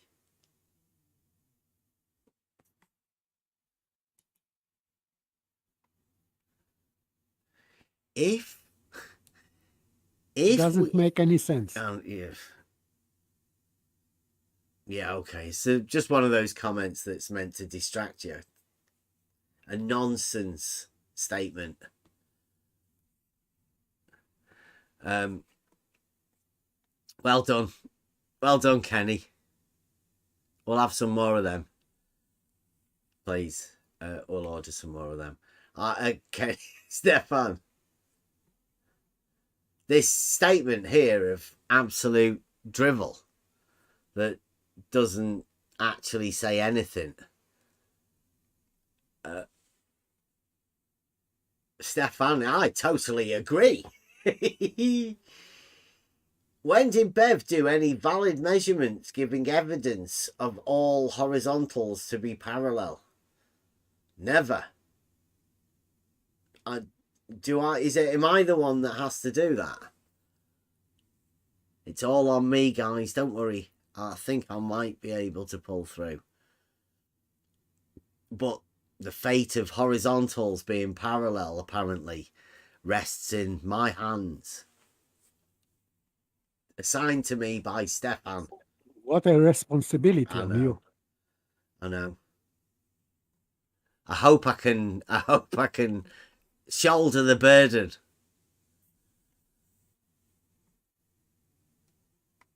And then Mike Jones says, Stefan, are you still good with that cylindrical volume formula you posted like Betty, or are you now going to disavow it because of your paracosm? Stefan Mudd. Back to Mike. If the cylinder had a large enough diameter, the water would curve. Then the formula would not be correct. Say it again. Stefan says to Mike, if the cylinder had a large enough diameter, the water would curve, then the formula, that's the volume formula for a cylinder, would not be correct. So, Stefan Mudd is still in the chat now. This is you. No, Stefan, this is you. You wrote this. It's your claim, Bev. Stefan says, if the cylinder had a large enough diameter, the water would curve. Then the formula would not be correct. Stefan Mudd says the volume formula for a cylinder when pertaining to water is size dependent, diameter dependent. What do you reckon to that? Did you know that? That's new for me. I thought that if cylinder is cylinder, no matter what numbers you apply to that, it should work for me, but apparently not. But for liquids, it changes, yeah. You know, like milk and stuff like that, you know, for all of those people that do volume calculations. Apparently different for liquids.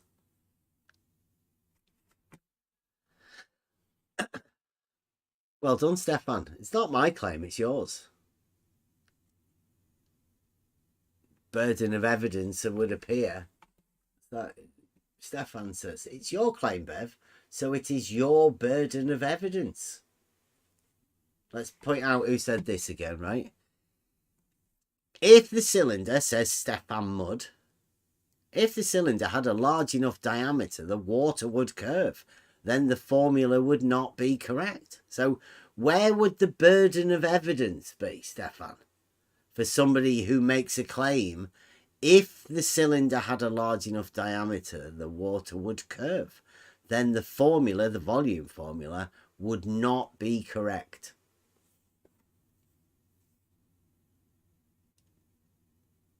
Might be a bit behind in the chat. People are all busy not listening.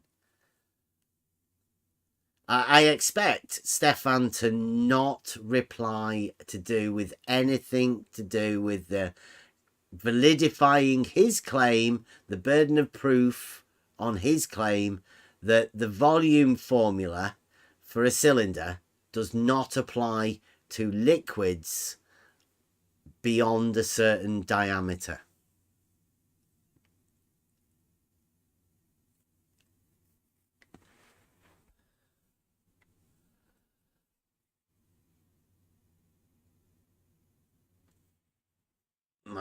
Kenny's come to help him. Kenny says, the key part of this equation you are missing is what is the acceptable degree of accuracy for this calculation? If you want absolute accuracy down to nanometer levels, then no. Your formula will have exceeded the tolerance parameters of a cylinder of nearly any diameter. You need more data points to determine what the acceptable level of accuracy is, and you're not providing any. Length times width. Oh, it was the volume formula, wasn't it? Pi r squared times height for a cylinder. You need more data points to determine what accuracy, and you're not providing any. In theoretical terms, where water doesn't curve, the formula could be seen as accurate. In the real world, people work with tolerances, so that's an acceptable level of accuracy may be delivered.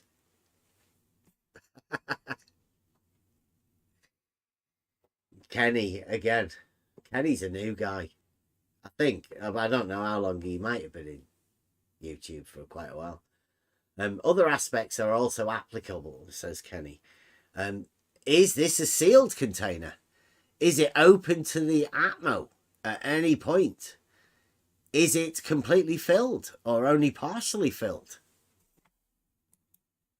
Specifics matter, and you're not providing a specific definition of anything. See, this is where it just goes from a volume formula to you're not giving me enough specifics.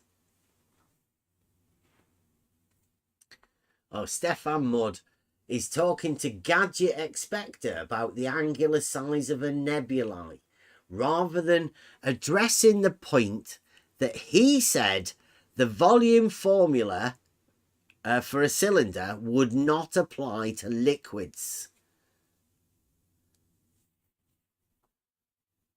But carry on talking about lights in the sky, Stefan. That'll work. Superhero. Talk shit in the chat and then carry on talking other shit in the other chat whilst ignoring the shit that you've been talking about while it's being talked about in the show. Good for you, Stefan.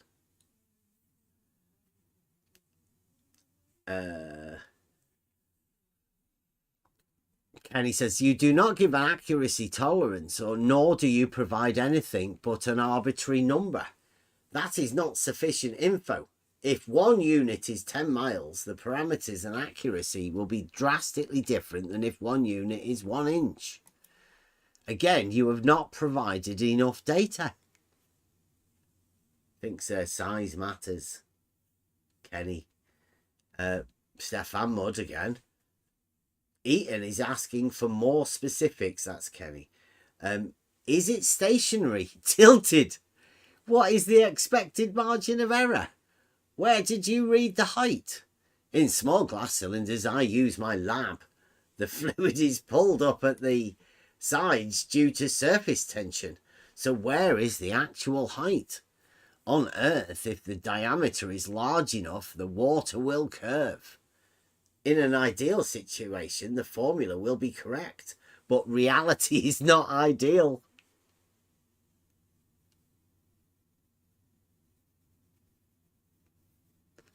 That's the volume formula for, I guess, any thing. They're not accurate in reality. Another one, Blue Marble Mathematics. Modern day mathematics, those volume formulas that we had, they're not accurate in reality when pertaining to, obviously, to liquids. Although they are the standard for weights for liquids. Water is the standard. But I mean, forget about that. It's just a minor inconvenience. Mike Jones says, thanks for confirming that you are now also disavowing the formula that you posted for the volume of water in a cylinder in reality. The formula that you mocked me about when you imagined that I didn't know it. You are now disavowing that formula, just like I said Betty did. Enjoy your day. And he's right, Stefan. He is definitely right. But you carry on talking about your nebula. Look at some lights in the skies, quick. Ooh, look, there's a UFO. Stefan. Betty says, he seems not talking to Stefan now. He seems to not understand that if we fill water to a certain height, but its surface is curved, we cannot meaningfully speak of height of the water. Does he mean the height at the highest point or the height around the edges or something else? Of course, if the surface is quite small, there will be a meniscus and the highest point will be somewhere on the side, as I see you have pointed out just above.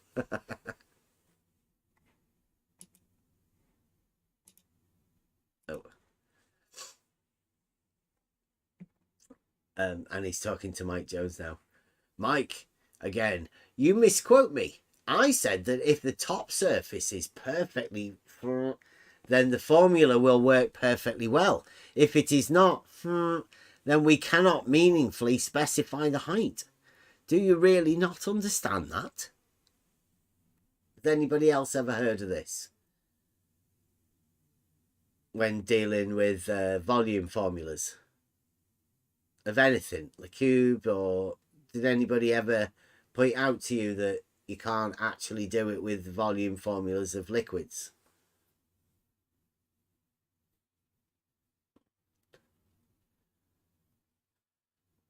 It's not an argument, Stefan. You have no argument. Stop trying to pretend you've got an argument. And you should be really getting back to the fact that you've said that volume formulas don't work. I mean, that's a bit more, I don't know. It's a bit more relative to everybody, because when you go through schools and stuff, you have volume formulas. And up till now, until Mike Jones has pointed it out, I don't think anybody really knew that there was a tiny group of people that give up volume formulas for liquids in reality. What do you replace it with, Stefan? You must have a formula ready there.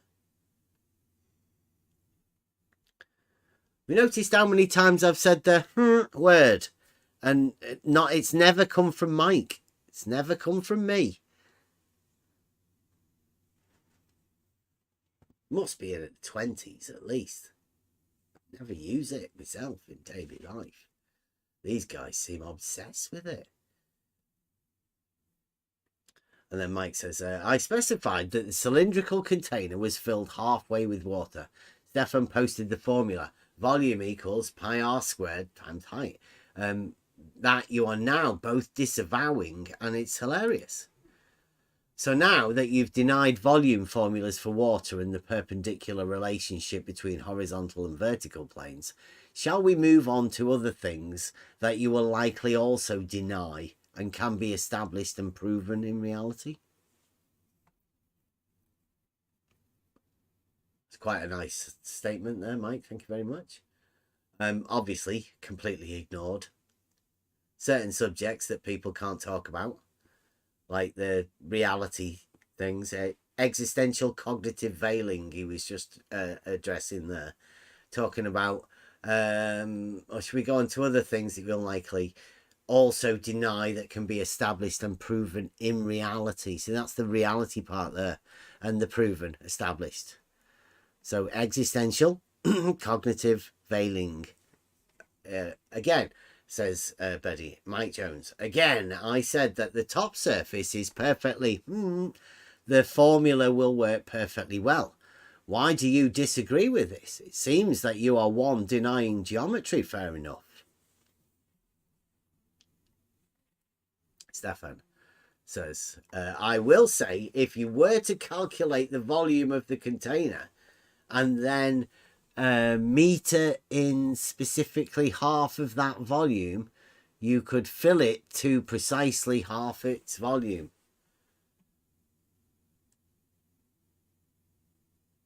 Yeah, I guess so. And then Kelly says, Mike Jones, you have left out many specifics.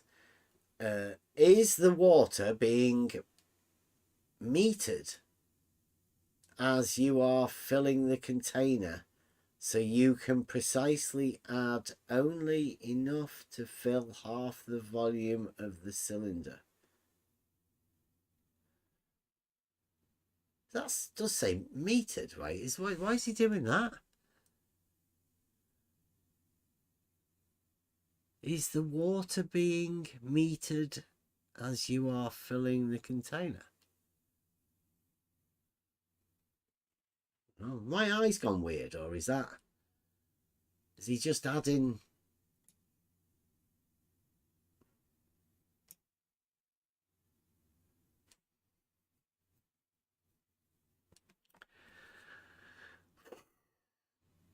Okay, so what we've established here is that they've given up volume. We've got water level being both a horizontal plane and not a horizontal plane, but that being somebody else's problem, not theirs. Stefan Mudd has said that the volume formula for liquids doesn't apply or won't be correct if there's a certain diameter. Didn't quite state what diameter it was. And now he's talking about radiation and isotopes with Gadget. Didn't know Gadget was into radiation and isotopes. Good on you, Gadget.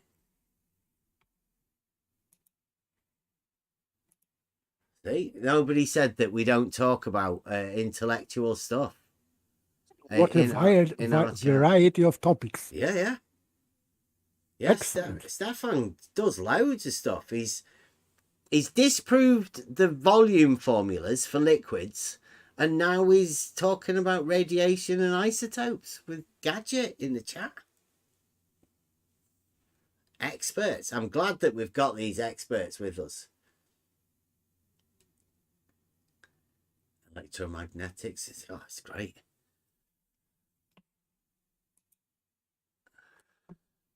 So yeah, we had Darren this morning. Is Darren in here again? He's come back.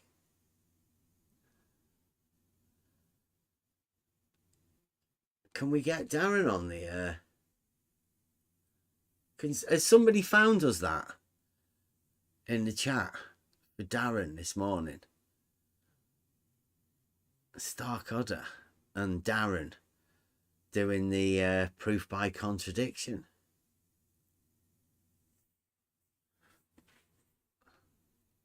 What's this?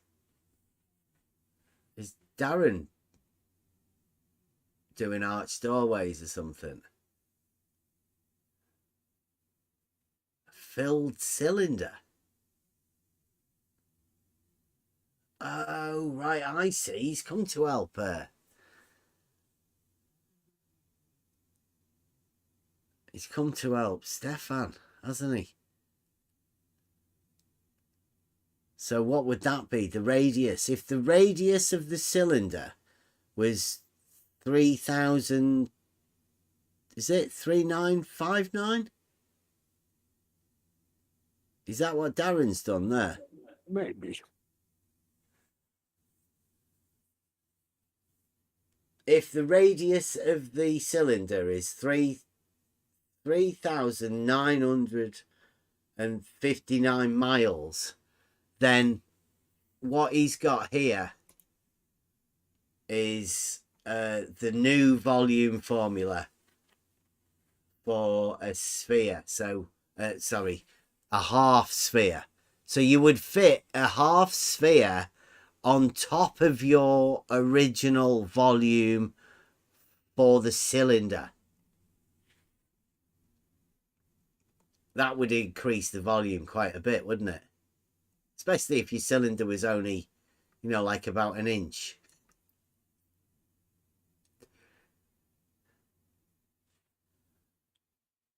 Could we do that?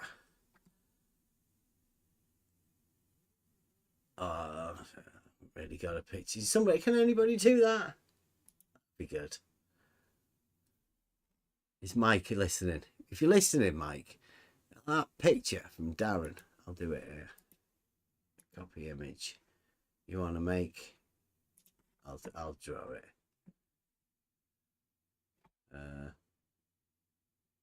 Nope.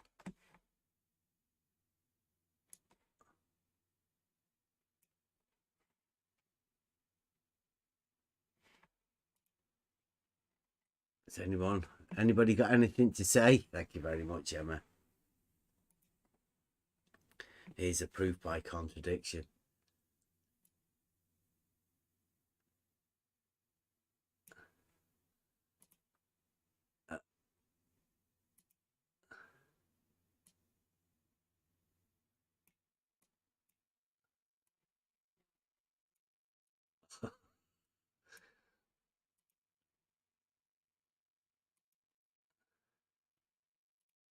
Oh, this is going to be sorry about this. I'm just trying to do this picture, yeah. If anybody else will be able to do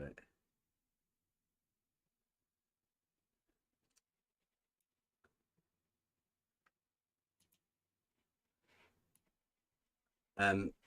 What are you drawing?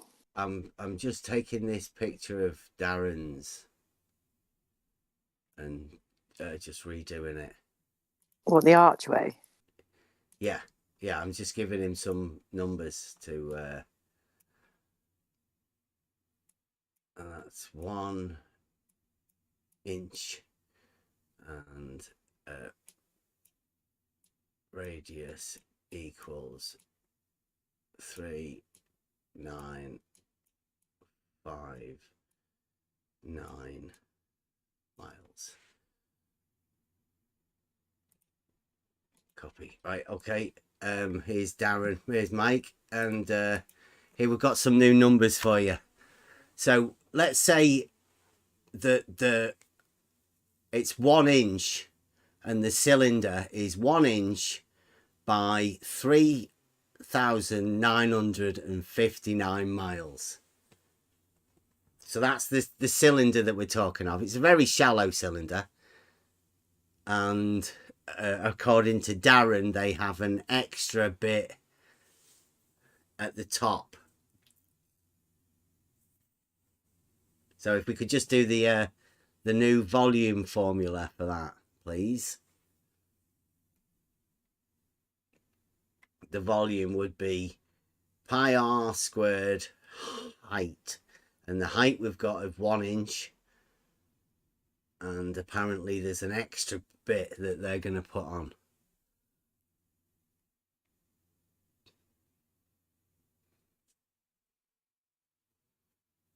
Get Darren to help you if you're struggling. Darren's give you this helper out here. He says he's going to regret it, but I doubt it. I mean, look at that. How much help is that? So if we can use the volume formula and this as the size of the thing. Anybody can work that one out. Using the new globe the modern day mathematical calculations for the volume of a cylinder. Modern day style, please.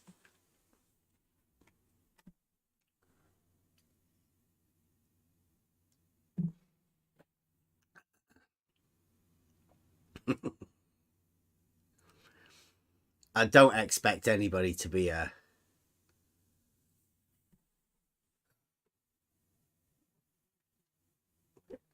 looks like Chaiki.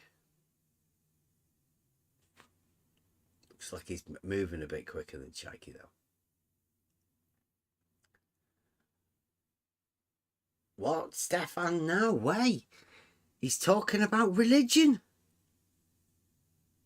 From mathematical volume formulas, modern day mathematical volume formulas, to radiation and isotopes, now he's on to religion. What do they call these people? Is it a polymath? Got our own resident globe polymath. He knows everything about everything, does Stefan.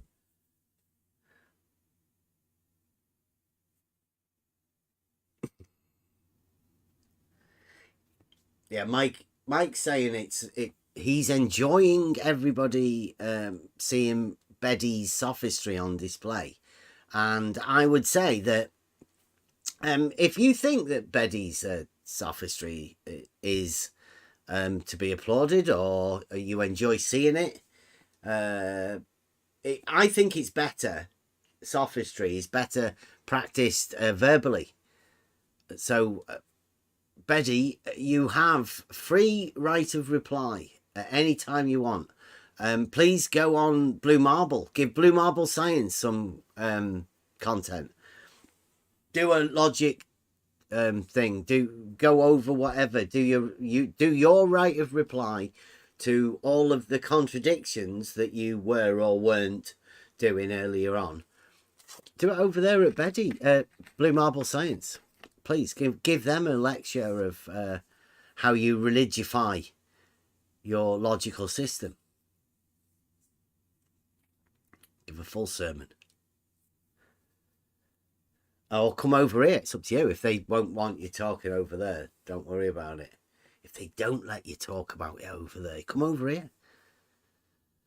Anybody can. There you go.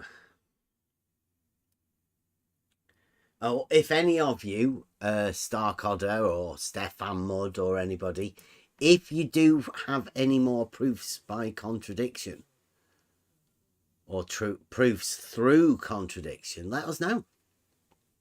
We're keen to find out all of these proofs of the globe. Trying to get anything we can. We're going to compile a history or a glossary of all of the globe proofs, all of the well, we've already got imaginometry. We are in the process. Don't really want to say because it's a bit hush hush, but we are writing a new form of logic. Just because these guys say that we don't really understand it, so we'll show them how we don't understand it. Like we don't understand geometry by writing logic to help people out. We can see they're struggling. We can see the inner turmoil that goes through people when you don't have a logical system that you can rely on. So we're going to do our best to help them. Mike Jones has been saying for quite a while, he feels, he really feels for these people. We need to do something to help them. They're like every day they come crying to us. They send some of the stuff that they send Mike Jones. It's heartbreaking. It really is. We need to do something for them to help them out.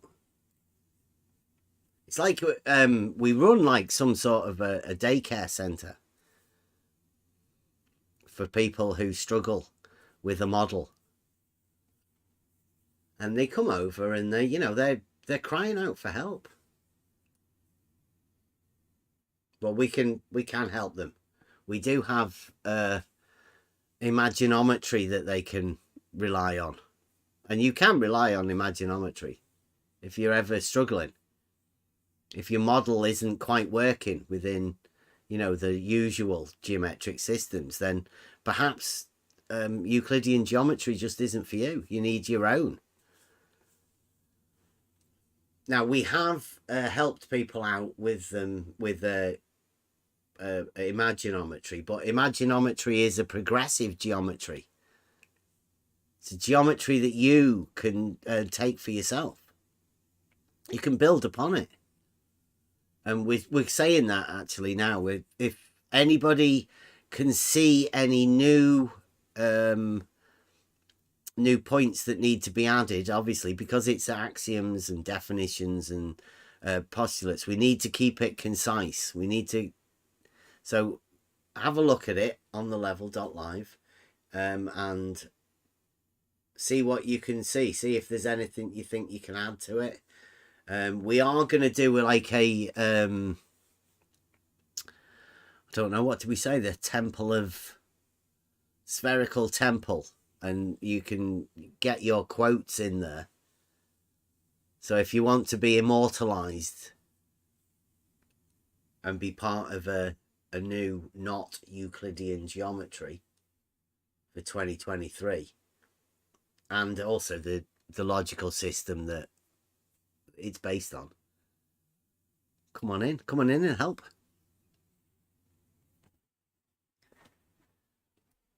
Especially people like Betty. Betty's one of the people that we really need to come and help us, hopefully. I mean, people like Starkadder, he's already helped us out.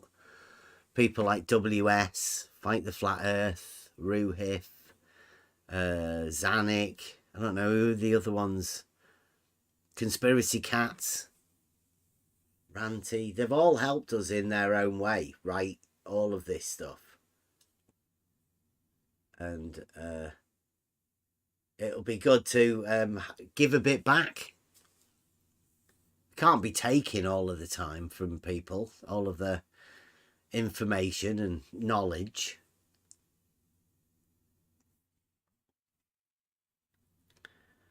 So that's our little gift to give back to people.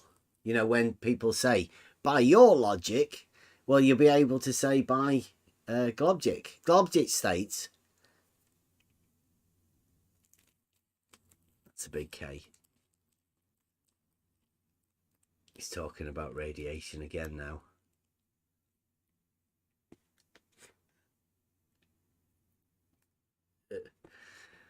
Space capsule. I like that.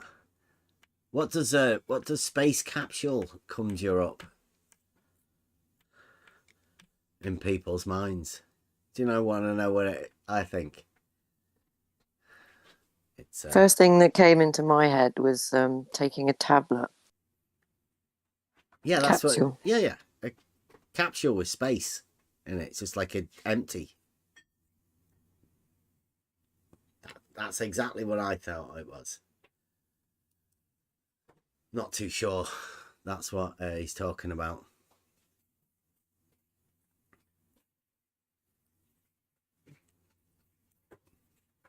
Starkadder's talking about his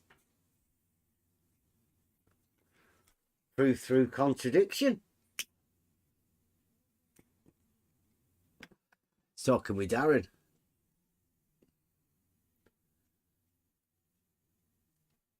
Has somebody got that one for Starkadder again? Can you post that?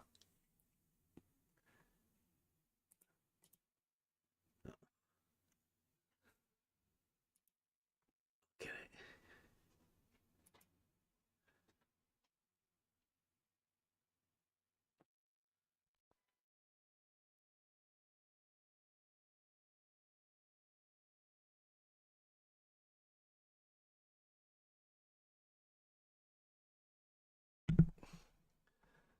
Oh, I can't get it.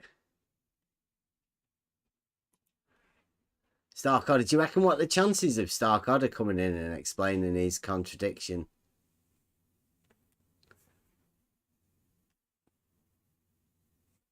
I'll get Starkadder's proof through contradiction. His actual.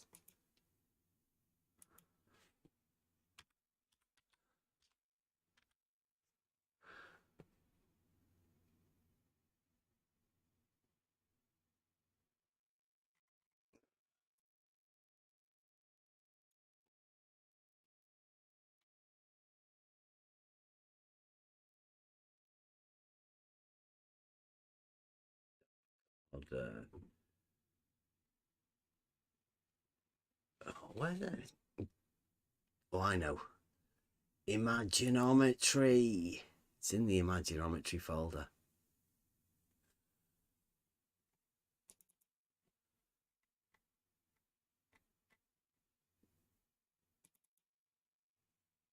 Oh, there you go. Thank you very much, Emma. There's this is Starkadder talking about proof by contradiction. And somebody else did this the other day, but here we go. It's not really that big, is it?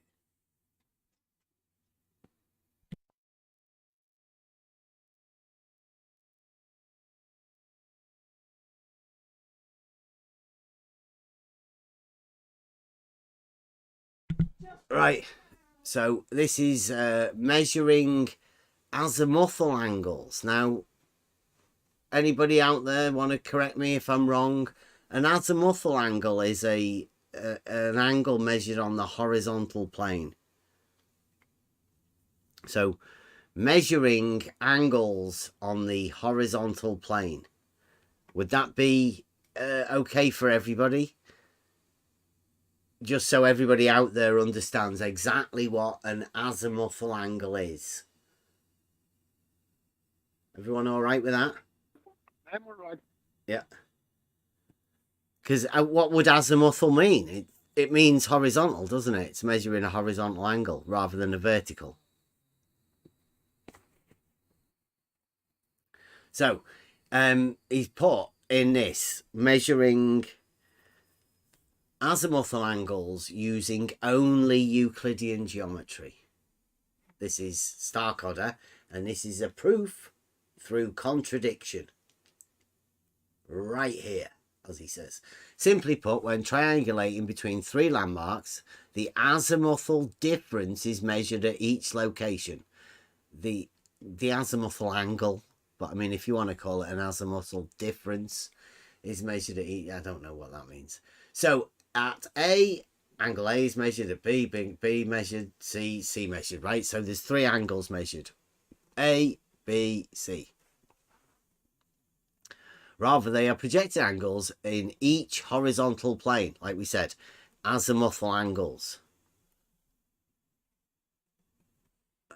Individually established at the points A, B, and C, respectively.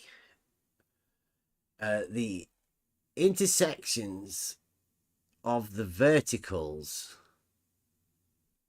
with the horizontal planes define 9 points or 3 triangles,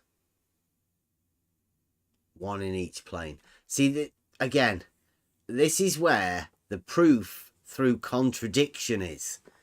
You've got a triangle A, B, C, yet he's got 3 triangles.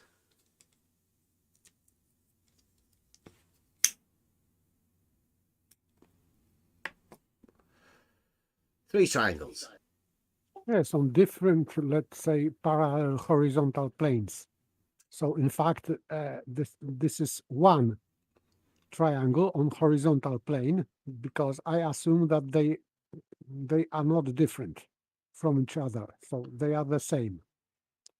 The angle would always be the same anyway, right? The angle is what you're measuring. You're measuring an angle on a horizontal plane, so each of the angles are measured on a horizontal plane. That's the stated one. It's what he does. But the angles are the same anyway. It doesn't matter where the plane is, particularly on the horizontal. So if he says here, this is also note that if the verticals are parallel, then the 3 horizontal triangles are congruent.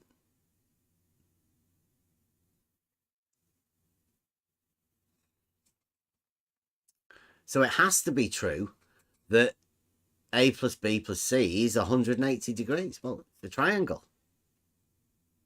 Yeah. A plus B plus... It's a triangle. Triangles have 180 degrees. So he says, therefore, it's an unavoidable conclusion of measuring these angles such that is more than 180 degrees. Then the verticals cannot be parallel. Can you see the proof through contradiction?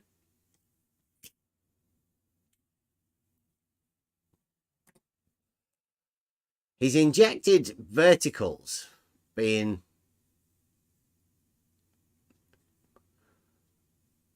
also note, right? He's just added an also note about verticals being parallel, if verticals are parallel. And then he said, it's an unavoidable conclusion when measuring the angles of the triangles that if, this is the great part, right? If you measure a triangle with more than 180 degrees, then, by the way he set this up, then verticals aren't parallel. Yeah, this is complete non sequitur. But then he goes on to measure angles more than 180 degrees in a triangle, which makes his non sequitur the subject of the conclusion. Verticals aren't parallel, he says. So this is what I would say. This is a proof through contradiction. Not only a proof through contradiction, but a proof through non sequitur contradiction. Because what he's done, he's contradicted the fact that triangles only have 180 degrees, provably. And he's added in a non sequitur to make his contradiction of triangles having more than 180 degrees prove his conclusion of the non sequitur that he added in for no apparent reason. I still don't understand why he's injecting these verticals, because these triangles are on 3 horizontal planes. So it means that they are in fact one triangle, just divided into 3 planes. I don't know why. This is one triangle on horizontal plane, and horizontal plane A is the same as triangle on horizontal plane at B, and horizontal plane, let's say third, this triangle is also the same. So and they appear to be normal triangles. It means that all 3 of them have 180 degrees. As so all triangles do. Yes, so I don't know what he's really doing. For me, this is just a joke or nonsense. Doesn't make any sense here. Because he is talking about plane. So these triangles are planar figures, not spherical triangles. So they have to have 180 degrees. So I don't know where he's going now from there, because there is nowhere to go. I don't know. It's a proof through contradiction that the blue marble scientists need. I think this is genius. Well done to you, Starkadder. Very, very brave move. But it's like I said we were after an Einstein moment. Well, I feel this is it within the logical movement anyway.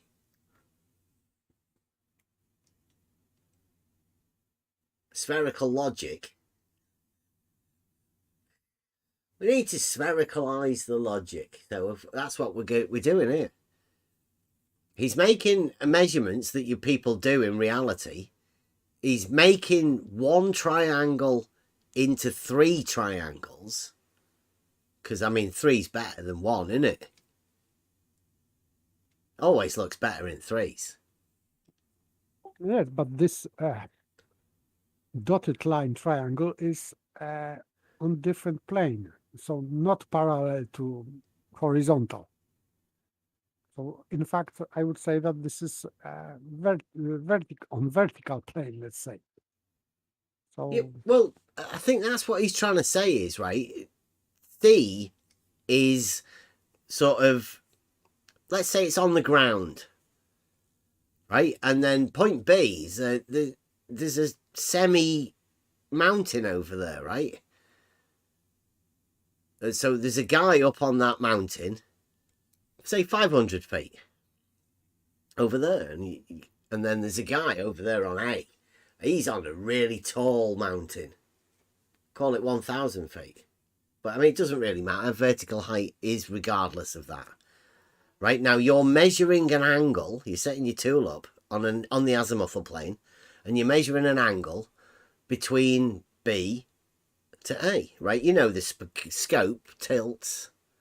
So when you tilt the scope to look up to A, you can turn it and then look to B if you're at C, right? So you're measuring that angle. That's all he's talking about.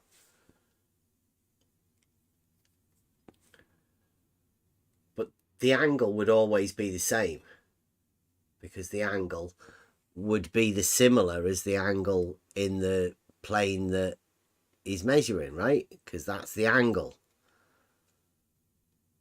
But it's still the same angle as the angle in the triangle.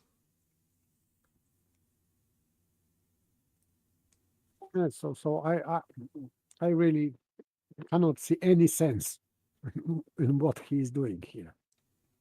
No, apparently he wants to distance himself from triangulation, as would be pinpointed on a map. You know, the flat maps that everybody sees and you can stretch out on a table. Well, the triangle is the triangle that he would be pointing there, wouldn't he? That would be the triangle that would be measured. The angles between A, B, and C would be plotted, boom, on the map. Yes, on one plane. Yeah. Not on 3 different planes. No.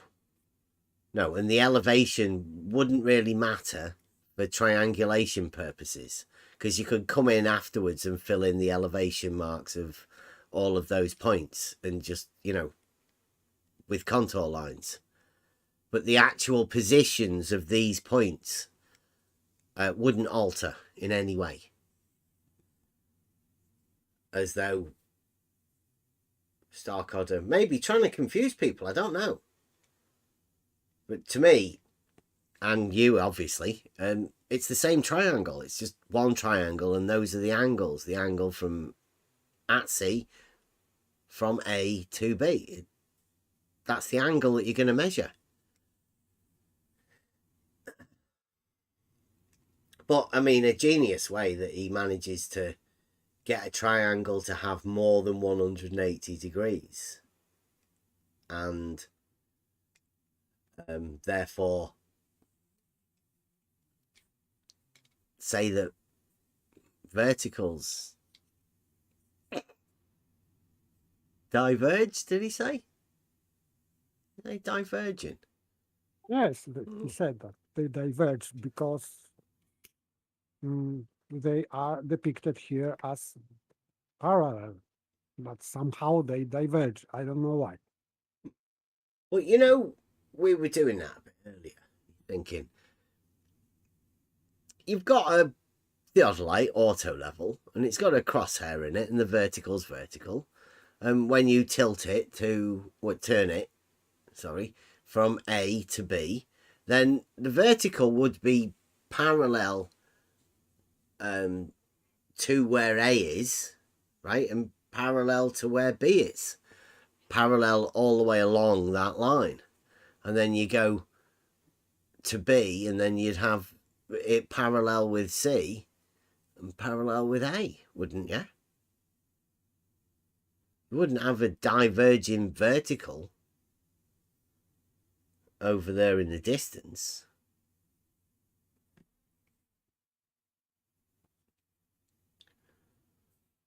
I don't think that's possible, is it? At least I've been told it's not possible. It may sound counterintuitive. To be honest with you, my globe does have parallel horizontals on it, at least. I never really think about verticals. I consider verticals as being perpendicular to a horizontal plane. And that horizontal plane being the plane of the horizon.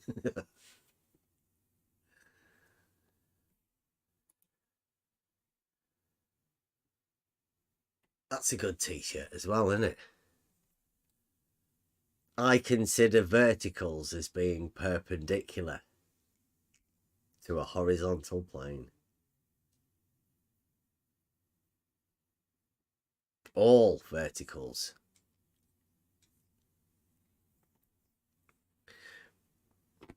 We did have some good conversations today. It's been a good day in the Discord channel.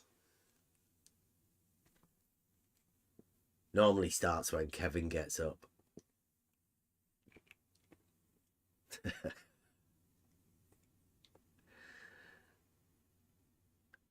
Uh-oh.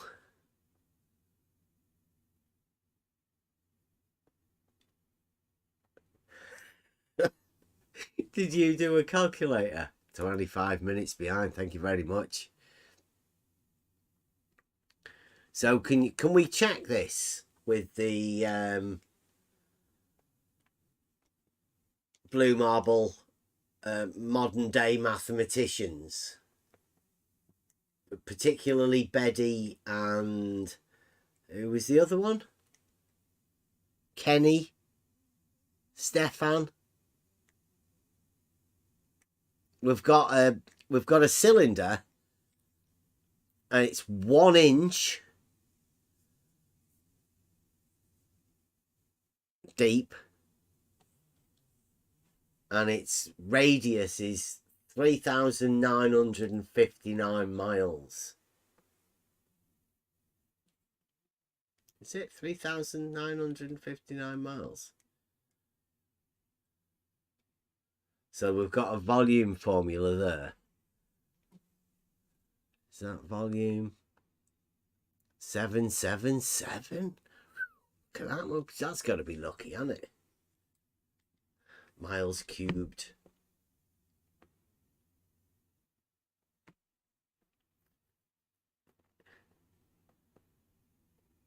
Inch cubed. Oh, can you do that in litres? Does it not flip it up and change it if you put it in litres or something? Because that's like a cubic area of miles and inches. Can we convert that to liquid? Because it was liquid that was the problem. I like that though. It's good.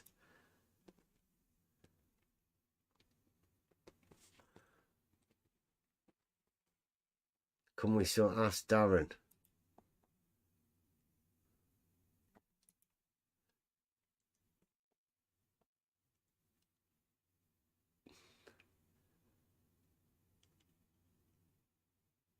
Yeah, Mike, what we need to do is, does it change the calculations if you convert it to like litres?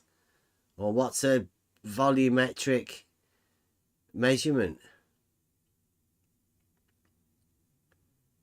Meters. It's like, is there a volumetric measurement of meters and water?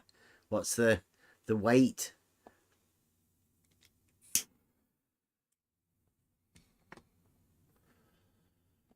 Is there a weight of cubic water? Cubic meter of water? Does it have a standard weight?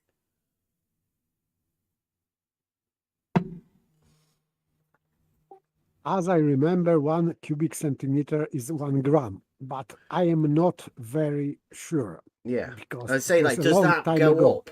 Is there like a cubic meter? Is that a metric ton?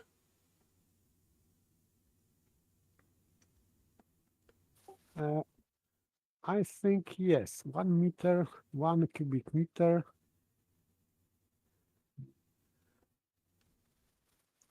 J-Ro says long tons. Yeah, there you go. So can we, that volume that comes in meters or whatever, can we just convert that over to a water, like a litre or whatever it is, and see whether it actually bumps the number up to add in for the curvature factor that Stefan was talking about? Because it does only apply to the volume of liquids. So you might have to specify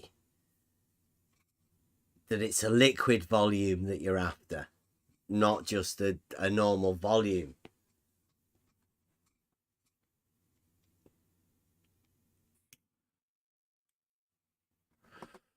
Because everyone, you'd have to, like, it depends upon the diameter, and that seems like a good enough diameter. Oh, shit, diameter, radius.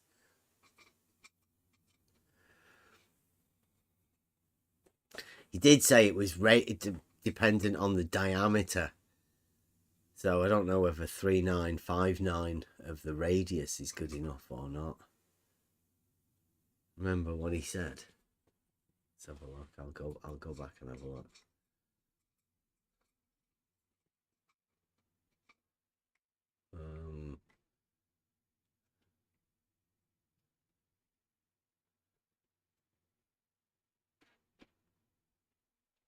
Well, we've been at quite a lot. We're going over this, haven't we?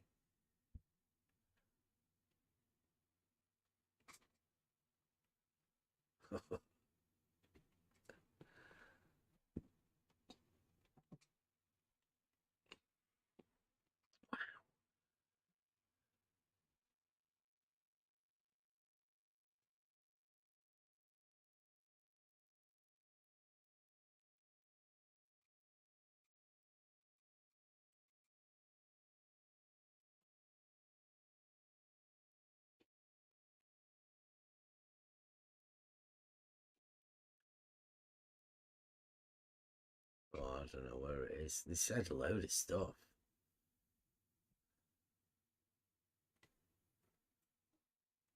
The volume formula for the cylinder only works for a thing that's perfectly cylindrical, says Betty. Remember that bit?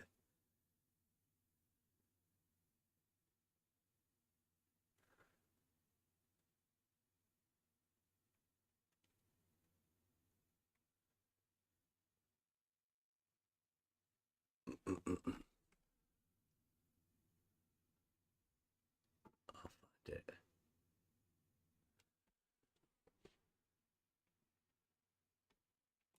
There we go.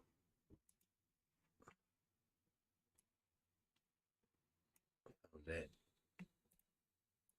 Copy.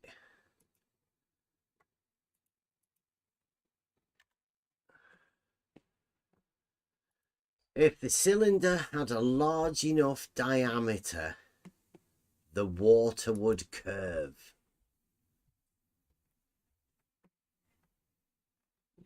And the formula would not be correct. That's that formula for the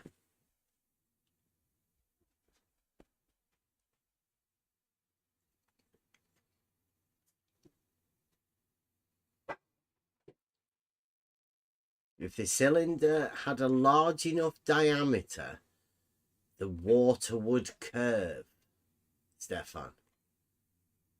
And then if we had this one here, go back.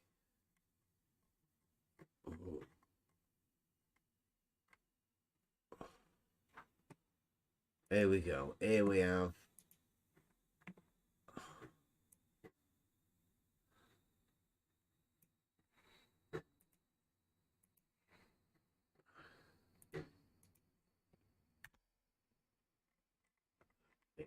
Here is. You guys getting that?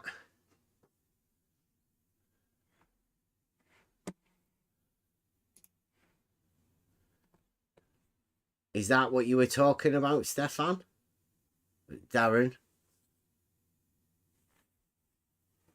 If the thing was large enough, so then what we did, we said, I'll get this all together. Copy image and put it there.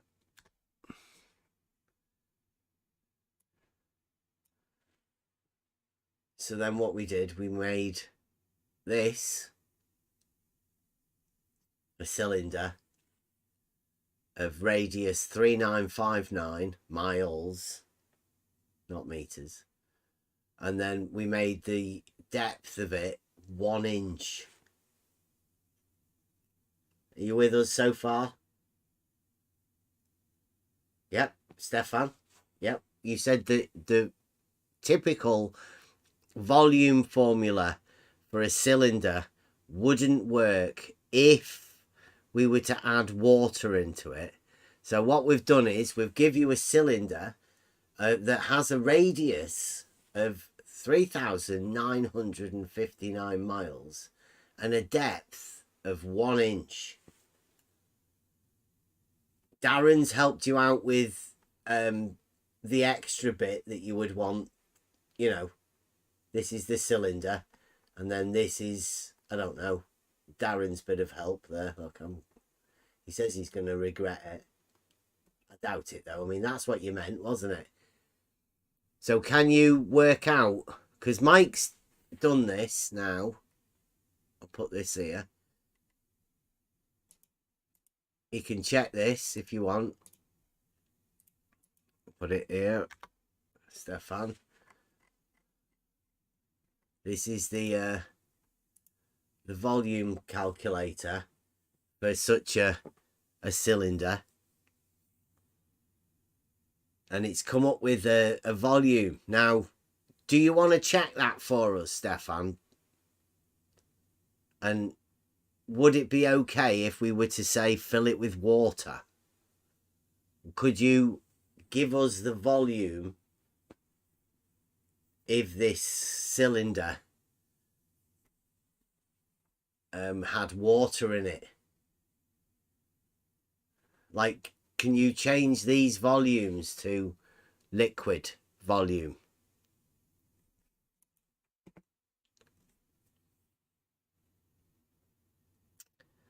I think, Stefan, that's to you and any other budding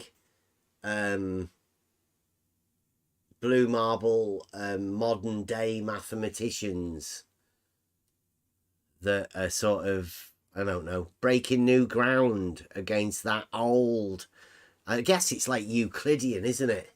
It is a bit. Length and breadth and height and, you know, pi r squared. So old and outdated.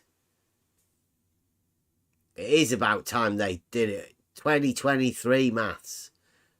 Discord, guys. Blue marble mathematicians. Feel there's a Nobel Prize in any of this. You say who's going to be the next one? I'm going to have a go at it if nobody else is bothered.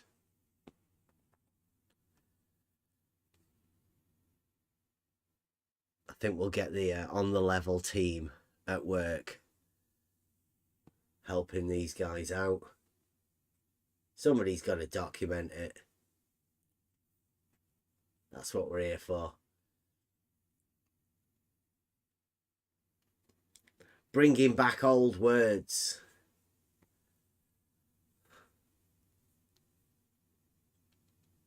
Stefan's, he's gone to go and do a calculation. Is he? No, he's not. He's not going to do any calculations. There's modern day. We need a modern day volume formulas for liquid. Because they couldn't have been aware of it back in the day when they originally did volume formulas. They weren't aware of the new geometric principles that they've derived.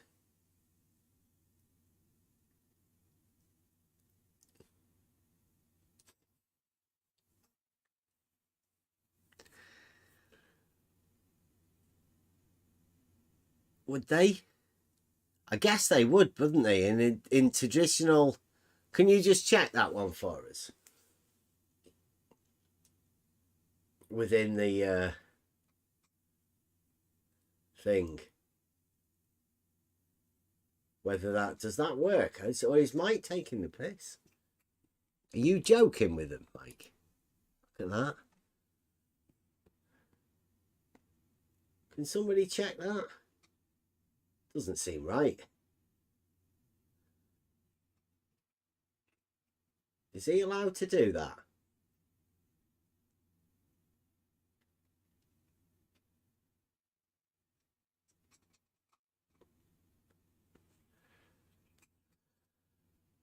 A filled cylinder with a meniscus,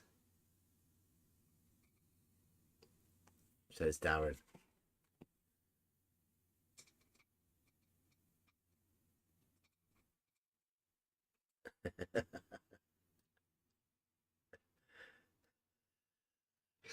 I was saying today, have you ever seen Starkadder and Stefan Mudd at the same time? Do you reckon he's got two PCs? Do you reckon he can type in both of them at the same time?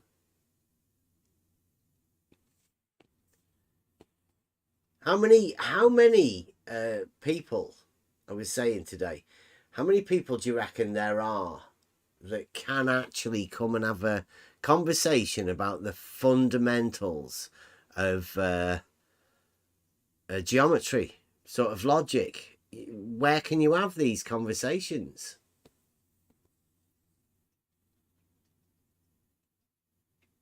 Oh, 1 gram. 1 cubic centimetre corresponds to a volume of milliliter, the mass of 1 cubic centimetre of water. Cubic centimetre of what? I mean, that's what I was saying at the beginning when we were talking with paper. I'm pretty sure Betty... Well, hey, this is modern day stuff. I mean, when did they do that, Mike? A cubic metre of pure water at the temperature of maximum density is the mass of 1,000 kilograms or 1 tonne.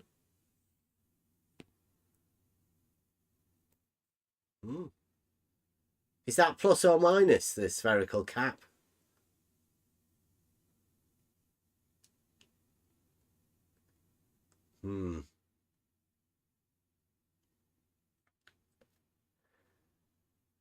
Stefan Mudd says he doesn't know who Starkadder is. All we need now to confirm that Starkadder can come into the chat and type that he hasn't got a clue who Stefan Mudd is, and then it'll be confirmed that they definitely are not the same person. There's definitely more than two, right? So we've definitely got more than two people that can come and do it. We've got Darren. I'll give you a thumbs up for that as well, Mike. Yep, definitely. I think we'll have a 100% there.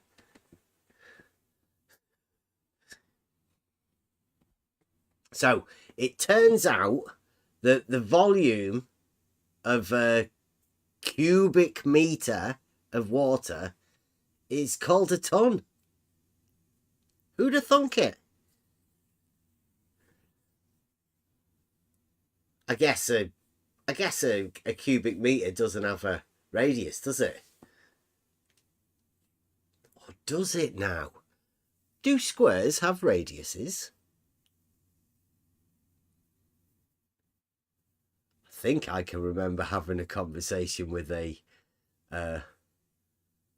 modern day mathematician, blue marble sophist, about the radius of a square. Yes, can definitely remember that conversation.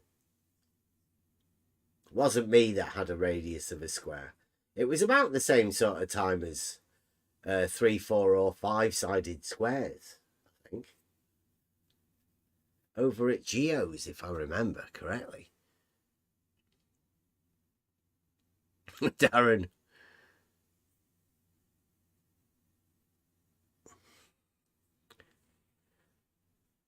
Oh, nice contradiction, Darren.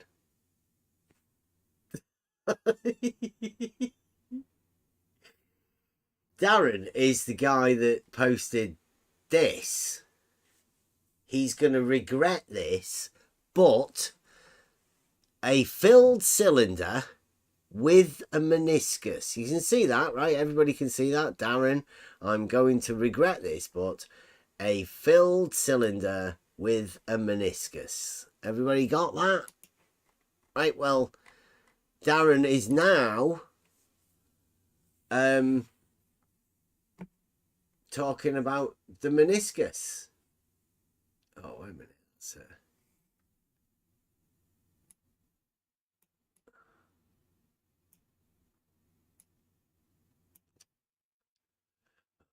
There you go. There's the meniscus. Anybody see anything different?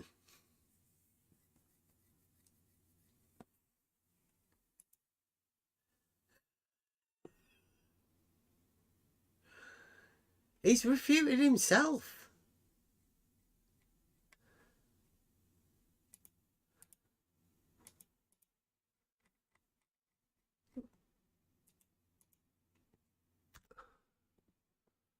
What happened to the meniscus, Darren?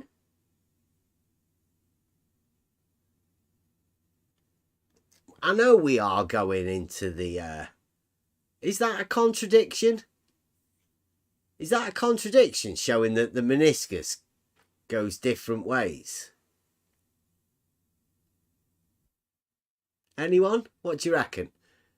Contradiction or not contradiction?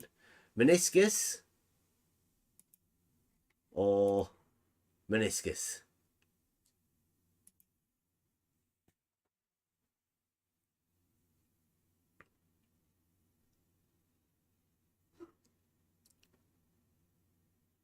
Anyone? Meniscus. I guess it depends. Stefan, are you going to help him out? No, Stefan only talks in the YouTube comment section. He's not going to help Darren and... Was it Darren? Just Darren. It's just Darren. It's all right. Don't worry, Stefan. Darren's got this one. He's been a loyal fighter, and he can do it on his own. If you guys aren't going to help him, then Blue Marble sophists have left him alone.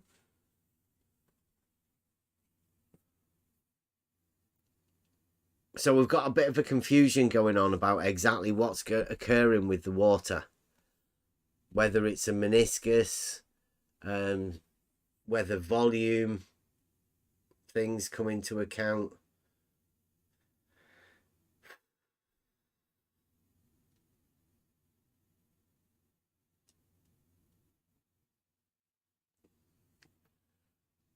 Yeah, but Aristotle's an old dude. He's back in the times of Euclid.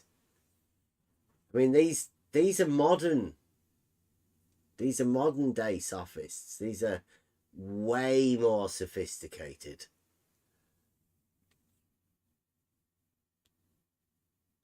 Way more sophisticated than those old guys. They have white beards, 2,000-year-old sophists. They're no good. These modern day ones are much better.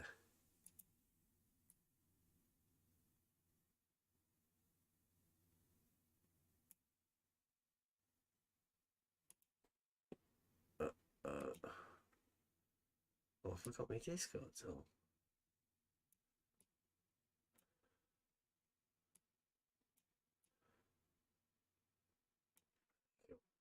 Okie dokie.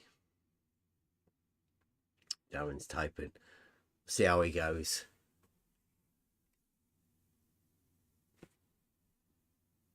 Another volume of a cylinder. There you go.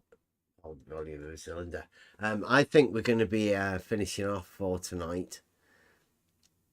think tomorrow we've got a little bit of surveying to go over again. I'll find out some of these surveyors from the ones that aren't around anymore, let's say, because we need to go over how George actually got to do the RBD face. So the surveyors that led him into that, okay, because we have seen Jesse Kozlowski,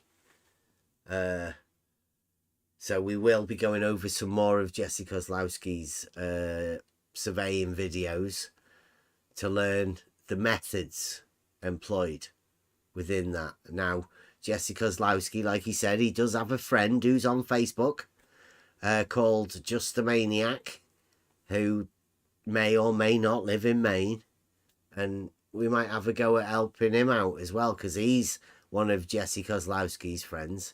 The other one, Larry Scott. We've got a couple of conversations with Larry Scott. There was a video that I was trying to find, but I think Jose lost his channel, unfortunately. But Rakia had a video with Larry Scott. Actually said he'd measured the curvature of the earth, curvature of level, the slope of level. We'll be looking for that. I think I got it, but I don't know, I can't remember. I will go looking for that one as well, though. So we've got a few little things to go over the next few weeks, to go over blue marble surveying methods, and this, obviously we're getting more and more involved with this modern day mathematics, because I'm pretty sure that the audience that listens to me or whatever seem to be of an elder sort of age range, and for sure when you went to school you were probably like Mike's got here. These volume formulas for the cylinder can be derived logically from the circle and the height of it, but I mean, it's changed. It's all different nowadays, as Stefan keeps saying. That's the old school stuff, and that doesn't apply to liquids nowadays, even though the weight of a ton is a metric cube of meter cube. So I don't know. So Einstein's. Yeah, we're waiting for a new Einstein. Okay, so yeah, we'll be going over that tomorrow. Let me get Buster ready. And we haven't had a you don't understand for a fair bit, have we?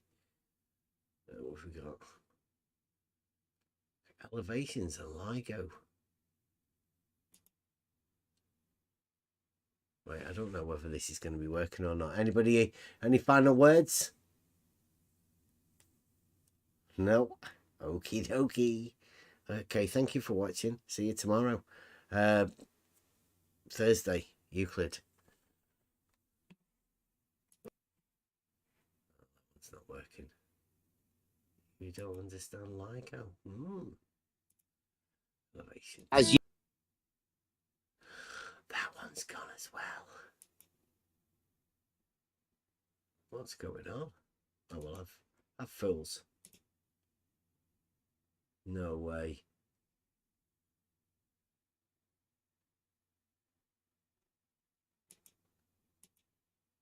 All of these things keep going. Two conflicting truths. Thank you very much. Let's give it a go.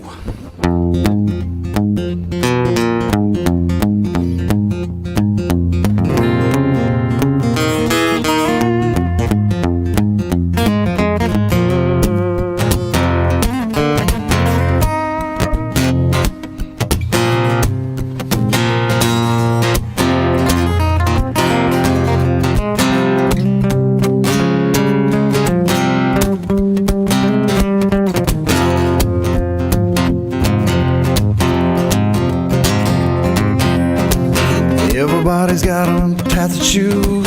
You can critically think or give yourself to accepted information. too. Well, you got it right. Everybody's got their own way to go.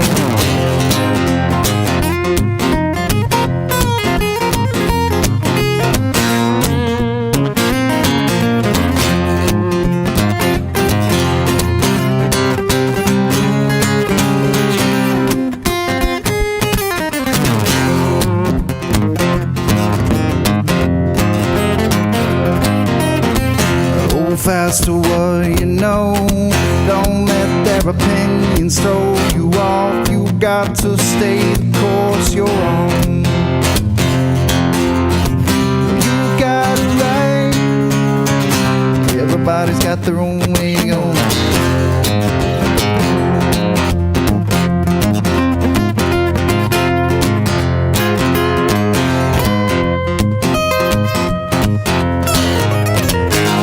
Comes a time you have to choose. You can't hold two conflicting truths. Eliminate the wrong path to take. You'll find the answers that you need.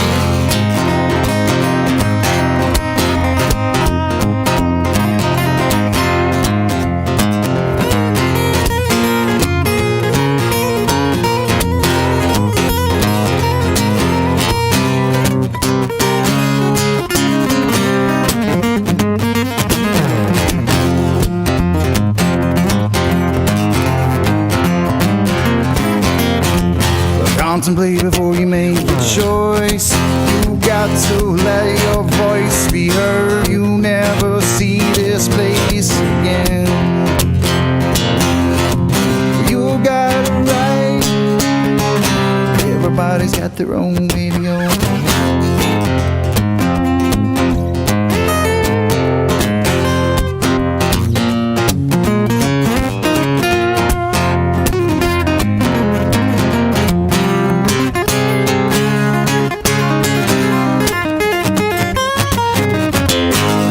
Comes a time you have to choose.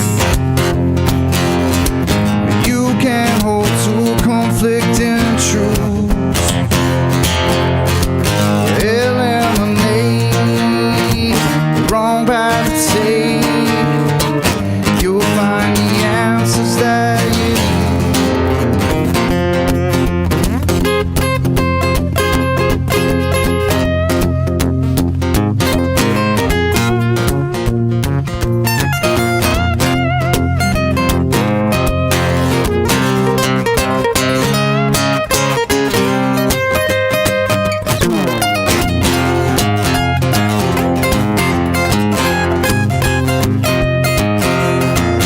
Try not to enable their thoughts. They got enough problem with this bridge to cross. No matter what I say, they're doomed. You got it right. Everybody's got their own way to go.